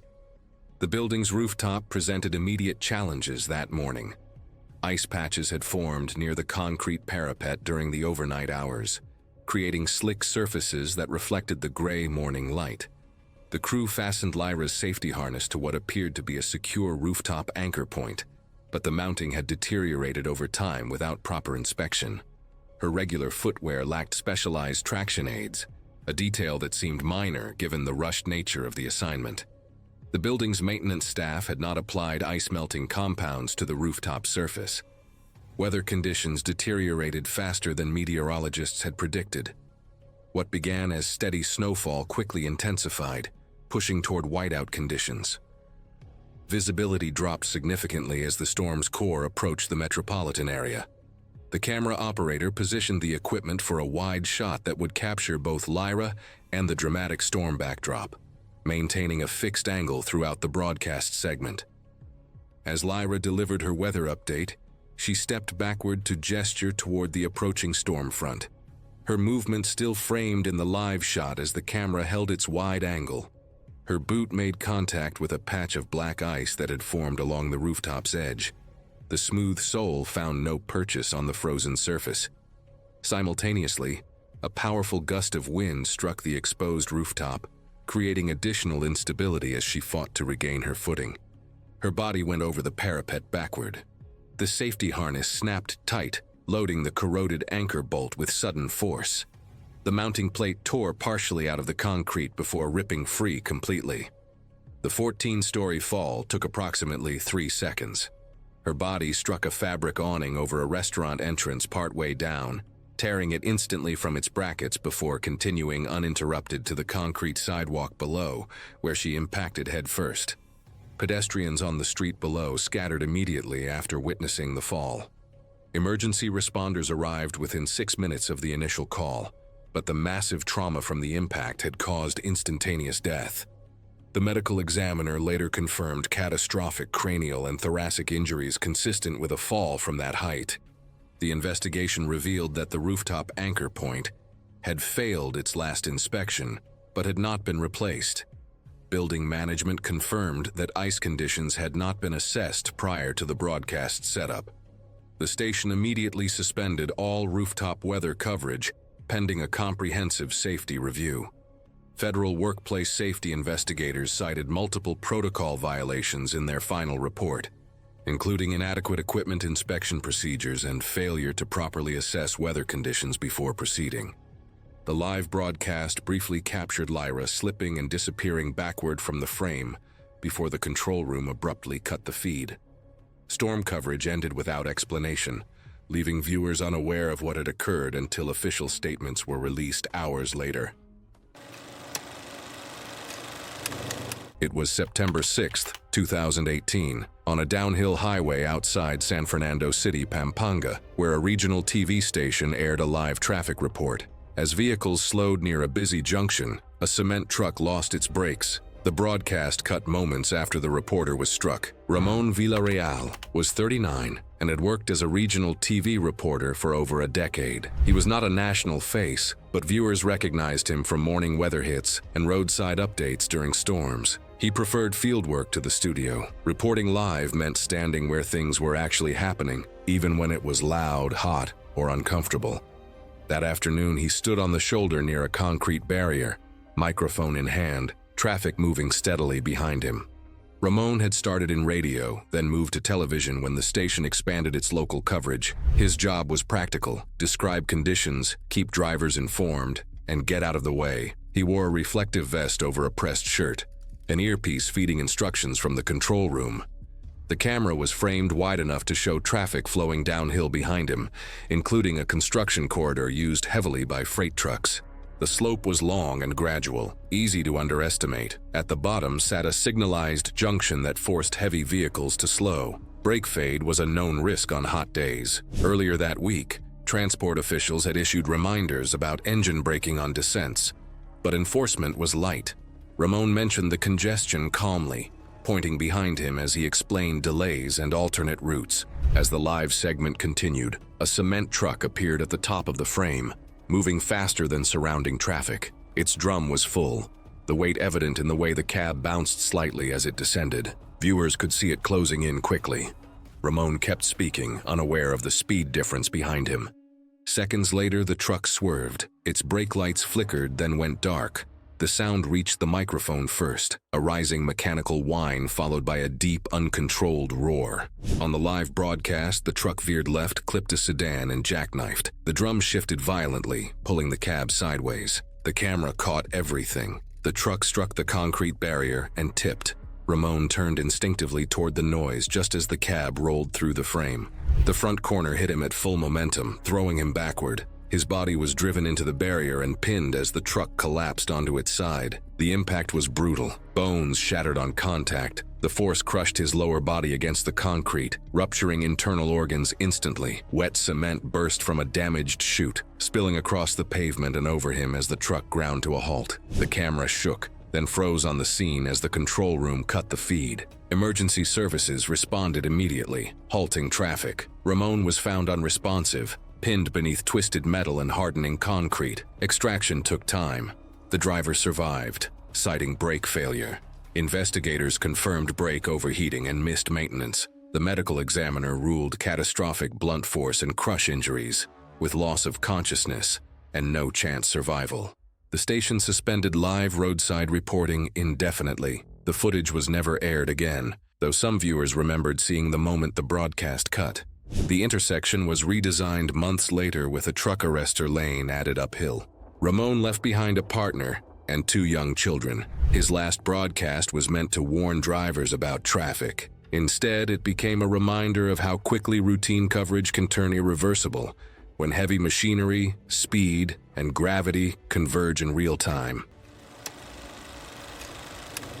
It was May 22nd, 2017, at a television studio in Los Angeles, California. The evening broadcast of a long-running game show was in its final segment. The studio was full, the cameras were running, and the energy in the room was higher than a normal episode because it was the season finale. Victor Hale was 58 years old and had hosted the show for 11 years. He knew the stage the way most people know their own living room. Every mark, every camera angle, every cue. That morning, his daughter had walked at her graduation ceremony. He had not been there. The broadcast schedule had made it impossible. He had arranged to meet her immediately after the show that evening and had mentioned it to a few people backstage. I want to sit with that for a second. His daughter's graduation. He missed it because of the show, and he was planning to make it right that same evening. But what happened next wasn't in the plan. The finale included confetti cannons, lighting transitions, and a descending prize platform operated through a stage lift system built into the floor. The lift used a trapdoor opening near the center rear of the stage. During normal operation, it sat flush with the surface, nothing to see. That evening, it did not. The finale sequence began. The music rose. The confetti cannons fired. The lighting intensified across the stage. Under the active lights and effects, the floor was harder to see clearly. That is not unusual for a production of that scale. The lighting was doing exactly what it was designed to do, which was hold the room and drive the energy of the moment forward. The audience looked up and forward. Victor moved across the stage as he always did during the closing segment, speaking to camera, pacing naturally, stepping backward as part of his delivery. It was the same movement he had made in rehearsal. The floor he expected to be there was not. His backward step found no surface. The support was gone before his body had time to register it. His balance shifted, and there was nothing to catch. He fell through the open stage aperture. The drop was approximately 18 feet to the lower stage area below. The fall drove the impact through his head, spine, and torso against the rigid surface below. He did not move after landing. On stage, the fall was partially obscured by the effects and limited audience sightlines in the moment it happened. The sequence continued for several seconds before anyone fully understood what had occurred. Audience members who saw it registered it as part of the sequence for several seconds before reacting. Production cut the broadcast abruptly as the floor team began reacting, switching away from the stage feed while crew accessed the lower stage area. Emergency services were contacted and paramedics arrived shortly after dispatch. Victor Hale was found unresponsive in the lower stage area. Resuscitation was attempted, but Victor was pronounced dead at the scene. The cause of death was recorded as fatal traumatic injuries consistent with a fall from height onto a rigid surface. The investigation reviewed the stage operations log, the setup timeline, and the communication records from the production headset system. What it found was not a single mistake. Earlier in the day, a stagehand had accessed the trapdoor for alignment checks on the lift mechanism and had not reset it before leaving. No temporary cover or guard was placed over the opening. The required deck, clear, and stage-locked calls had not been issued or confirmed by the floor manager over headset before the live sequence began. No visible marking had been placed over the gap. Victor had not been told anything had changed from the rehearsed layout. Each of those things on its own might have been caught. Together, they were not. Victor Hale had been on that stage hundreds of times. He knew every mark on it. The one thing he did not know that evening was that the floor behind him was no longer there, and his daughter was waiting for him. That is the sentence I cannot get past. She had just graduated, and instead of seeing her dad, she got a heart-wrenching news. It was November 26th, 2015, and downtown streets buzzed with holiday energy as crowds gathered for the annual Thanksgiving parade. The morning air carried a crisp chill at 42 degrees, with overcast skies threatening light drizzle. Colorful banners stretched across intersections while vendors set up along the sidewalks, transforming the usual business district into a festive corridor. Nella Quirk, 29, had arrived early to secure her position for the live broadcast. A freelance traffic reporter working on a short-term contract, she possessed the determined energy of someone building her career one assignment at a time. Fresh from journalism school, Nella approached each opportunity with meticulous preparation and genuine enthusiasm for field reporting. Her colleagues knew her as reliable and eager to take on challenging assignments that others might avoid. The production crew had positioned her directly beneath a steel camera cable stretched across the street at approximately 14 feet high. The cable system allowed for sweeping overhead shots of the parade route, capturing the full spectacle of floats and marching bands. Nella stood centered under the span, facing the camera with the parade route behind her, ready to deliver traffic updates as the procession moved through downtown. Technical crews had installed the cable system the previous evening, tensioning it between two utility poles to support the overhead camera equipment. The steel cable showed signs of wear near one of the mounting clamps, with visible fraying where the metal strands had begun to separate under repeated stress. Despite the obvious deterioration, no exclusion zone had been established beneath the cable, and parade operations continued as scheduled. As floats began moving down the street, Nella maintained her position for the live shot. The mounting clamp, weakened by the cable's fraying and sustained tension, reached its failure point without warning. The steel cable failed suddenly, sending the suspended camera rig swinging downward on its safety line. The heavy camera housing struck Nella across the shoulder and head, knocking her violently sideways into the path of a slowly advancing parade float. The impact sent her stumbling directly into the float's front wheel assembly. She fell beneath the vehicle's undercarriage, and despite the driver's immediate attempt to brake, the massive structure rolled over her torso. The weight of the multi-ton float caused catastrophic chest and abdominal injuries. Nella lay motionless on the street as parade personnel rushed to halt the procession, the overhead broadcast camera still transmitting the moment she was struck and pulled beneath the float. Emergency crews arrived within minutes, but the crushing trauma had caused irreversible internal injuries and massive hemorrhaging. Medical personnel confirmed death at the scene, attributed to multiple blunt force trauma and internal bleeding. The live broadcast feed continued for nearly 40 seconds before the control room abruptly cut back to the studio. Investigators later determined that the cable clamp had been improperly maintained by local technical operators. The frayed cable should have been replaced before the event, and safety protocols required establishing a clear zone beneath overhead equipment. The parade coverage ended abruptly, and subsequent safety reviews led to stricter equipment inspection requirements and mandatory clearance zones for future events. The incident prompted stricter standards for overhead rigging maintenance and mandatory safety clearance zones during live outdoor broadcasts. The network later settled with Nella's family, and city officials introduced new inspection requirements for all elevated technical installations used in public events. It was February 14, 2015, on a temporary ice road spanning the Red Lake River Basin near Red Lake Falls, Minnesota. The The morning was clear and cold, routine on the surface. Trucks idled in line as checks wrapped early. A live broadcast filmed preparations while winter weakened what seemed solid. Alexei Morozov was 36, an independent freight driver based in northwestern Minnesota, with more than a decade of winter hauling behind him. He owned his truck, an aging sleeper cab he kept running through careful maintenance and long hours. Alexei was known among brokers as cautious and slow to argue, someone who double-checked routes and declined work when conditions felt wrong. That winter, financial pressure influenced his decision to accept late-season work. A family medical expense had depleted his savings, limiting his ability to decline hazardous contracts.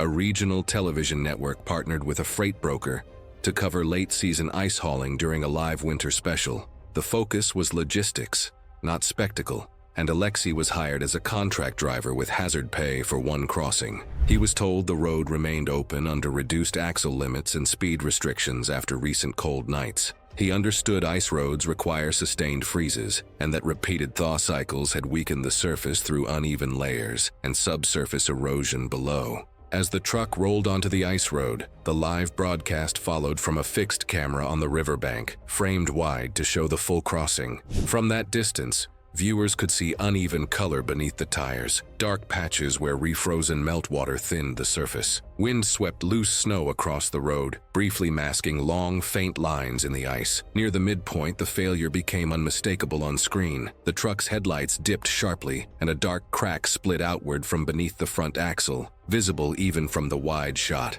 A loud crack cut through the ambient audio. The cab lurched forward as the ice broke open, and black water surged up around the front wheels. The camera operator reacted late, the image shaking as the lens tried to zoom. Within seconds, the fracture widened. The truck tilted sideways, lifted slightly as the rear axle shifted, then dropped again as the ice collapsed under the trailer's weight. Water climbed rapidly along the doors. One headlight vanished, then the other.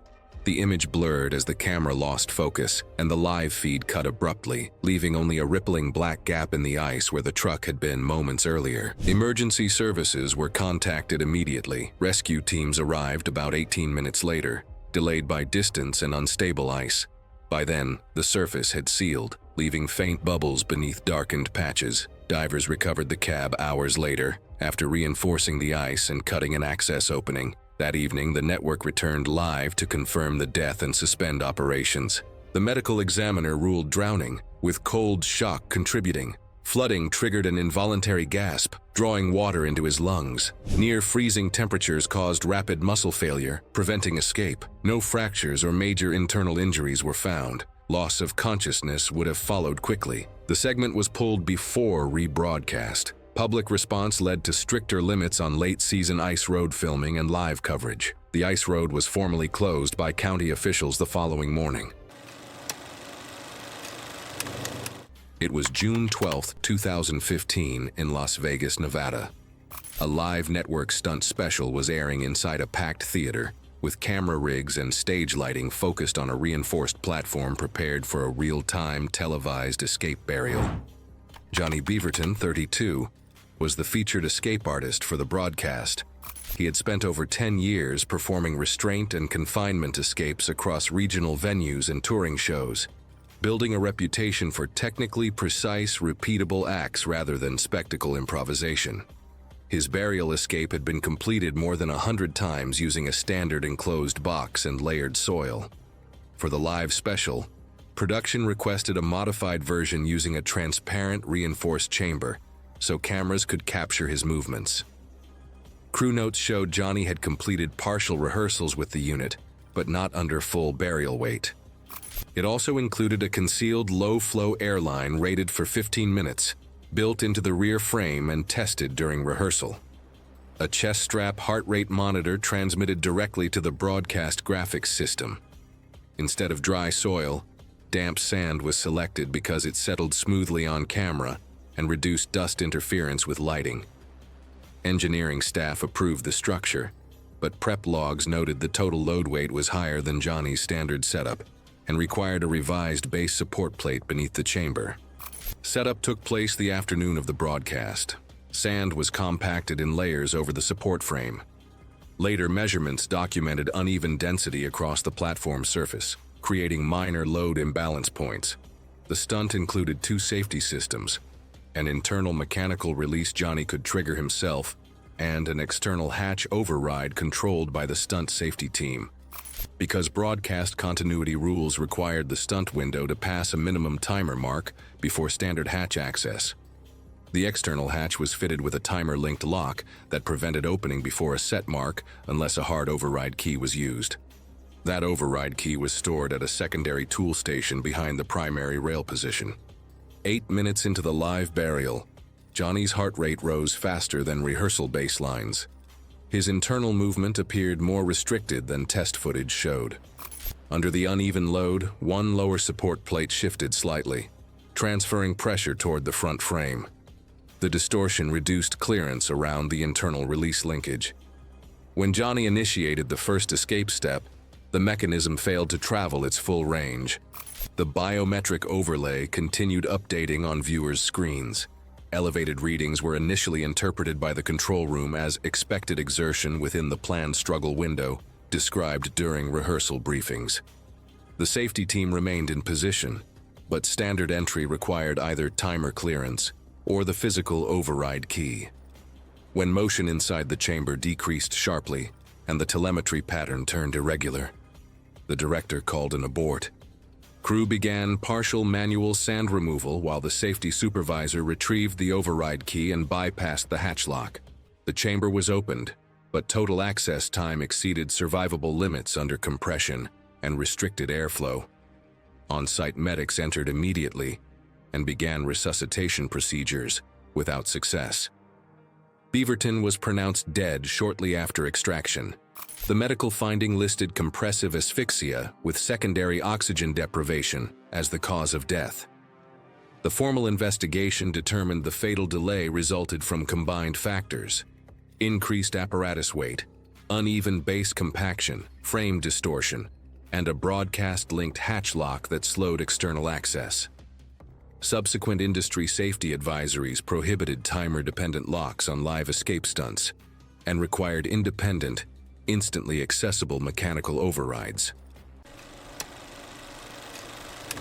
It was October 3rd, 2017, inside a broadcast production studio in Manila, Philippines, where a fire act that had been performed hundreds of times without incident was about to find the one condition that made all that experience irrelevant. Renato Dalisay was 34 years old and had worked Manila's small performance circuit for nearly a decade. Outdoor festivals, private events, tourist district showcases. Fellow performers described him as someone who drilled his technique until it was automatic. He had built a specific reputation for fire acts, and the televised talent competition was the largest platform he had ever booked. Reading this, I can't help but think how this is exactly the kind of moment people wait years for. Fire breathing leaves almost no margin for error. A performer holds fuel in the mouth and blows it across a flame so it ignites in the air, not inside. He brought his own fuel. The production's fire safety coordinator had flagged this before rehearsal and directed him to use the stage-supplied compound, which met the venue's specifications. The key variable is the fuel.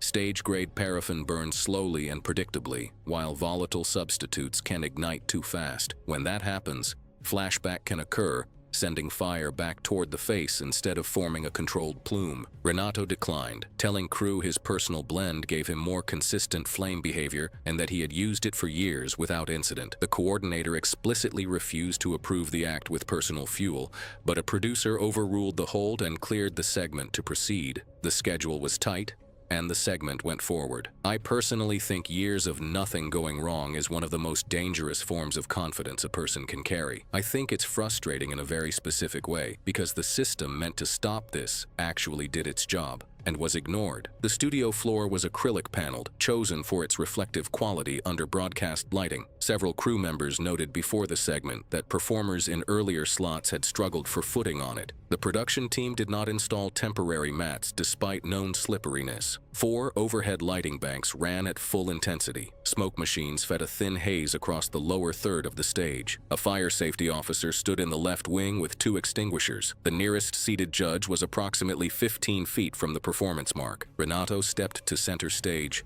ignited his torch, loaded the fuel, and squared his stance. The preparation appeared routine to everyone watching.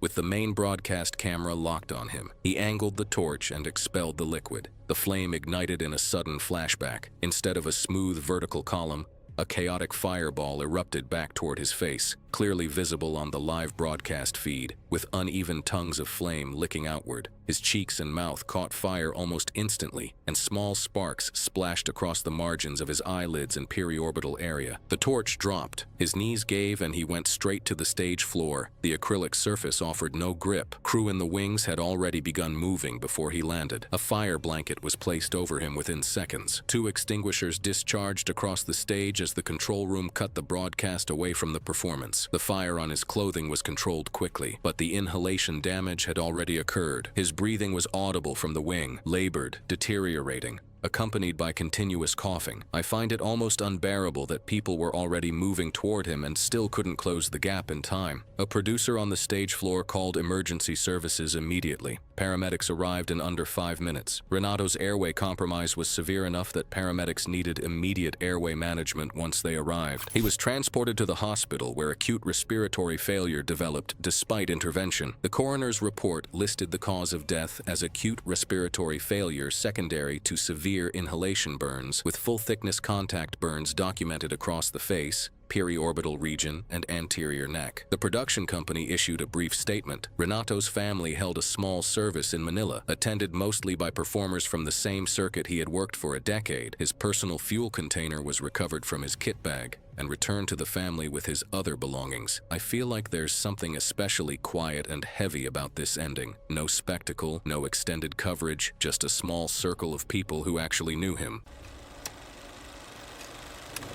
It was July 2016, and the midday sky over Puget Sound in Seattle, Washington sat low and gray, the water moving steadily beneath the hull of the passenger ferry as the city's skyline held faint in the distance, and I still wonder why ordinary days like this always end with some bad news. Marina Hale was 41 years old and had been hosting live travel segments long enough that working outdoors in open conditions felt completely routine to her. She was composed on camera, comfortable with movement and ambient noise, and that afternoon she stood at the outermost railing on the wake-facing side of the ferry, with open water directly behind her and nothing between her and the sound. Colleagues described her as calm and self-assured on camera, someone who made live segments feel effortless no matter the conditions. And look, this was not an unusual setup. This was exactly the kind of shot travel segments are built around. She delivered her lines directly to the camera with the kind of practiced ease that comes from years of live work, her body slightly angled toward the lens while her back remained fully exposed to the water behind her. The camera was fixed, the shot was steady, and the segment was moving without interruption. The framing required her to remain aligned with the lens, limiting her awareness of activity occurring behind her, outside the camera's field of view. Floatplane traffic was visible in the background throughout, which was normal for that part of the sound. Scheduled routes crossed the area regularly, and nobody on deck was watching the aircraft, because there was no reason to. Marina continued speaking, and the camera stayed locked on her as a floatplane appeared in the background on what looked like a routine descending approach. And this is where everything changed. Within seconds, the descent shifted, the angle steepening and the alignment breaking away from a controlled glide path, and the aircraft hit the water not far behind the ferry at a shallow forward angle that sent a dense plume of spray upward and outward. Part of the aircraft's forward momentum carried through the impact, allowing debris to travel across the water's surface rather than stopping immediately. The debris field spread fast. Heavier components fragmented and moved outward along low trajectories, skipping across the water's surface while retaining part of their forward momentum from the impact. A dense fragment planed low across the surface toward the ferry. What gets me about this part is that Marina never had a single moment to react. She was mid-sentence, facing the camera with her back to the water, and the segment had not paused or shifted in any way that would have caused her to turn around. As the fragment reached the ferry's wake, the uneven surface disrupted its path and caused it to rise slightly above the waterline as it approached the vessel before striking her from behind with with significant force. She dropped out of frame immediately without any movement preceding the fall. The camera stayed on the empty space where she had been standing. That detail alone is the one I cannot shake off. Voices off camera began reacting without yet understanding what had just happened. The live feed continued for several seconds as confusion spread across the deck, and crew members moved without a clear picture of the cause. The director cut the broadcast and returned to the studio. Emergency response vessels were dispatched to both the crash site and the ferry as authorities worked to account for everyone involved. Marina Hale was confirmed dead from injuries caused by direct impact with aircraft debris, along with the occupants of the float plane. Investigators reviewed the footage, which had captured both the aircraft's water impact and the immediate sequence aboard the ferry in real time, making it one of the clearest recorded accounts of how quickly debris from a low-angle water impact can travel and the distance it can cover before losing velocity. Analysis of the footage confirmed that the debris retained sufficient kinetic energy over distance to remain hazardous beyond the immediate impact zone, and the thing that stays with me about Marina Hale is that there was nothing she could have done differently, not one thing. Now here is where this video takes a turn I wasn't expecting during my research, because every case so far had something completely outside anyone's control. It was May 8th, 2014, in Birmingham, Alabama. A live morning weather segment was underway in the parking lot of a regional news station as a supercell storm system approached the metro area. Broadcast vans were staged near the building, with a fixed camera and weather instruments set up to show real-time conditions as the storm advanced toward the city. David Chen, 51, was the station's chief meteorologist and had worked in on-air forecasting for more than 20 years. He was known locally for field demonstrations during severe weather, occasionally stepping outside the studio to show wind, rainfall, or hail intensity firsthand. His reporting style focused on practical safety guidance and visual examples, rather than studio graphics alone. In the days leading up to the broadcast, forecast models showed a volatile system capable of producing large hail and strong downdrafts, though early projections placed the most intense core slightly north of the station's location. Station planning notes showed the live segment was approved with safeguards. A news vehicle was positioned within a short sprint distance, and David wore a hard helmet with a clear face shield typically used for small hail and debris. The camera operator was placed behind a low concrete wall near the building entrance, using a zoom lens to maintain distance. The plan called for the segment to end once hail size exceeded safe demonstration limits, at which point the crew would move indoors and continue coverage from radar feeds. The live shot began shortly after 6:15 a.m. Light rain and small hail started within minutes, visibly bouncing off the asphalt. David demonstrated hail size comparisons using marked reference cards and advised viewers to avoid windows and seek solid cover. Wind speed increased rapidly as the storm cell shifted track. Radar updates relayed to the control room showed the high-intensity core trending closer than earlier projections indicated. Hail size increased from marble to golf ball diameter in less than 2 minutes. Impacts became loud enough to register clearly on the broadcast microphones. David moved toward the news van as planned, using it as partial cover while continuing to speak to camera. As he reached the vehicle, a cluster of larger hailstones struck the windshield and hood almost simultaneously. One impact fractured the outer layer of the windshield glass, sending a burst of laminated shards inward through the already lowered side window opening used for cable routing. David recoiled and lost footing on the accumulating hailstones underfoot. He fell backward onto the pavement, striking the rear of his head against the curb edge beside the parking divider. The camera, still live, captured the fall from a distance as the operator took cover from the intensifying impacts.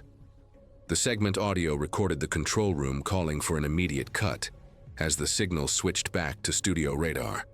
Crew members reached David within seconds, once the largest hail burst past. On-site staff initiated first aid, while emergency services, already on severe weather standby, were dispatched to the station. He was transported to a nearby hospital with severe head trauma and skull fracture. He did not regain consciousness and was pronounced dead later that morning. The incident review concluded that the fatal injury resulted from secondary impact trauma during rapid hail escalation, not direct hailstone penetration. The station updated its field demonstration policy to prohibit outdoor live shots once hail exceeded preset size thresholds, and required all severe weather segments to maintain fully enclosed shelter positions. It was April 14, 2015, in a Midwest television studio buzzing before airtime, crew footsteps echoing under fluorescent lights beside a hastily built wooden platform raised 18 inches above concrete. Javen Trott, a 42-year-old morning show host, arrived earlier than usual that Tuesday. His weathered face showed the confidence of someone who had spent decades in broadcasting, first behind radio microphones, then transitioning to the physical demands of television.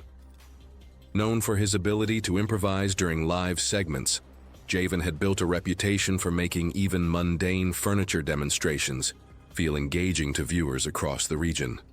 His colleagues often remarked on his natural ease in front of cameras, a skill that had made him indispensable to the morning programming. Despite his experience, he maintained an approachable demeanor that resonated with audiences. The studio was understaffed that morning. The previous night's extended sports coverage had run late, leaving the technical crew with minimal time to properly inspect the set pieces. The plywood platform, designed to elevate the furniture display area, showed visible flexing during earlier rehearsals. A surface crack running along one edge had been covered with tape rather than properly repaired. The construction had been rushed to meet the morning deadline, with corners cut to save both time and budget.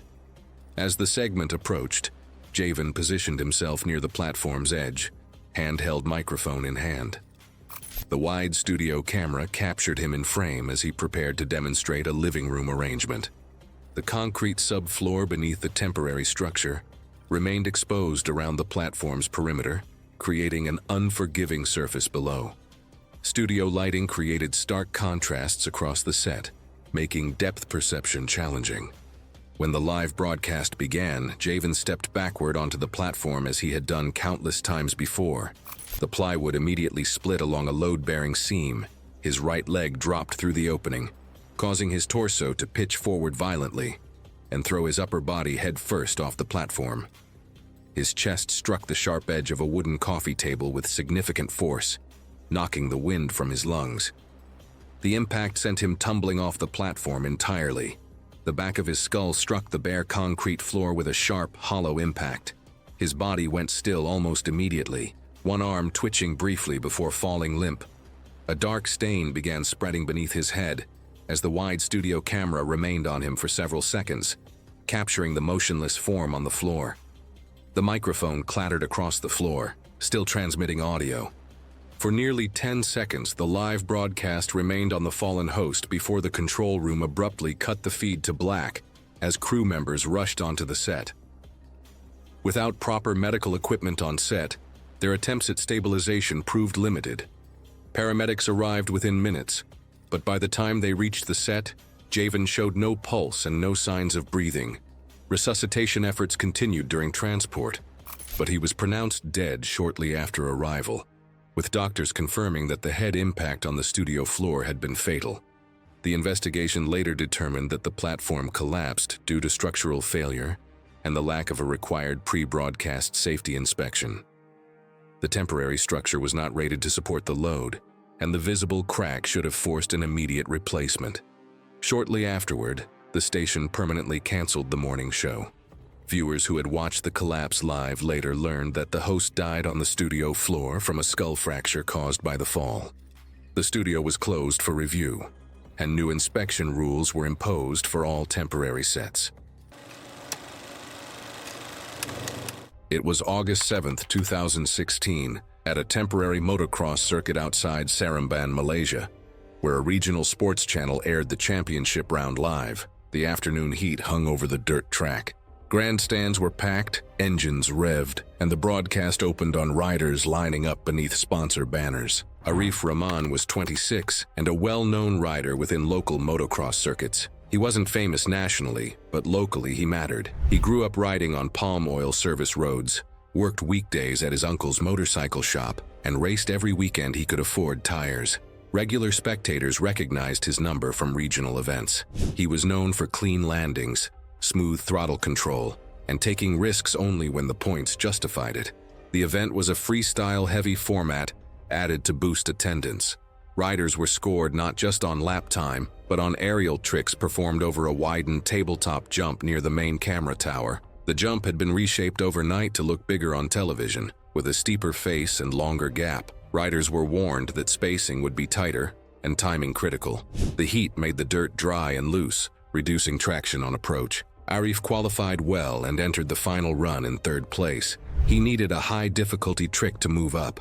He had practiced a no-hander variation during warm-ups, but only once on the rebuild jump. Track officials kept the program moving to stay within the broadcast window. There were no extended gaps between riders. Engines roared continuously, and dust hung in the air. As the final run began, the live coverage followed the jump from a fixed sideline angle. Arif accelerated cleanly and launched high, releasing both hands mid-air as planned. At the same moment, a rider behind him, misjudging the spacing, hit the jump too early. The second bike rose faster and lower, drifting offline. The collision happened in the air, fully visible in the broadcast frame. The front wheel of the second bike struck Arif across the torso and shoulder. The impact twisted his body sideways while both bikes continued forward. Arif lost grip and separated from his motorcycle. The second rider clipped him again as they fell, sending Arif rotating headfirst toward the landing zone. Arif hit the dirt with extreme force. His helmet struck first, snapping his neck forward before his body folded beneath him. The second bike landed on top of him, the rear wheels spinning briefly against his back before stalling. The sound cut through the crowd, metal, plastic, and a dull impact that did not resemble a normal crash. Arif was motionless in the churned soil as other riders braked hard to avoid him. Officials rushed onto the track. The broadcast shifted to a wide overhead view as medics reached Arif, who did not move. His helmet was cracked at the chin bar. Emergency services were called immediately, and the race was stopped. Medical crews attempting resuscitation before the broadcast briefly returned to confirm a serious accident and then ended early.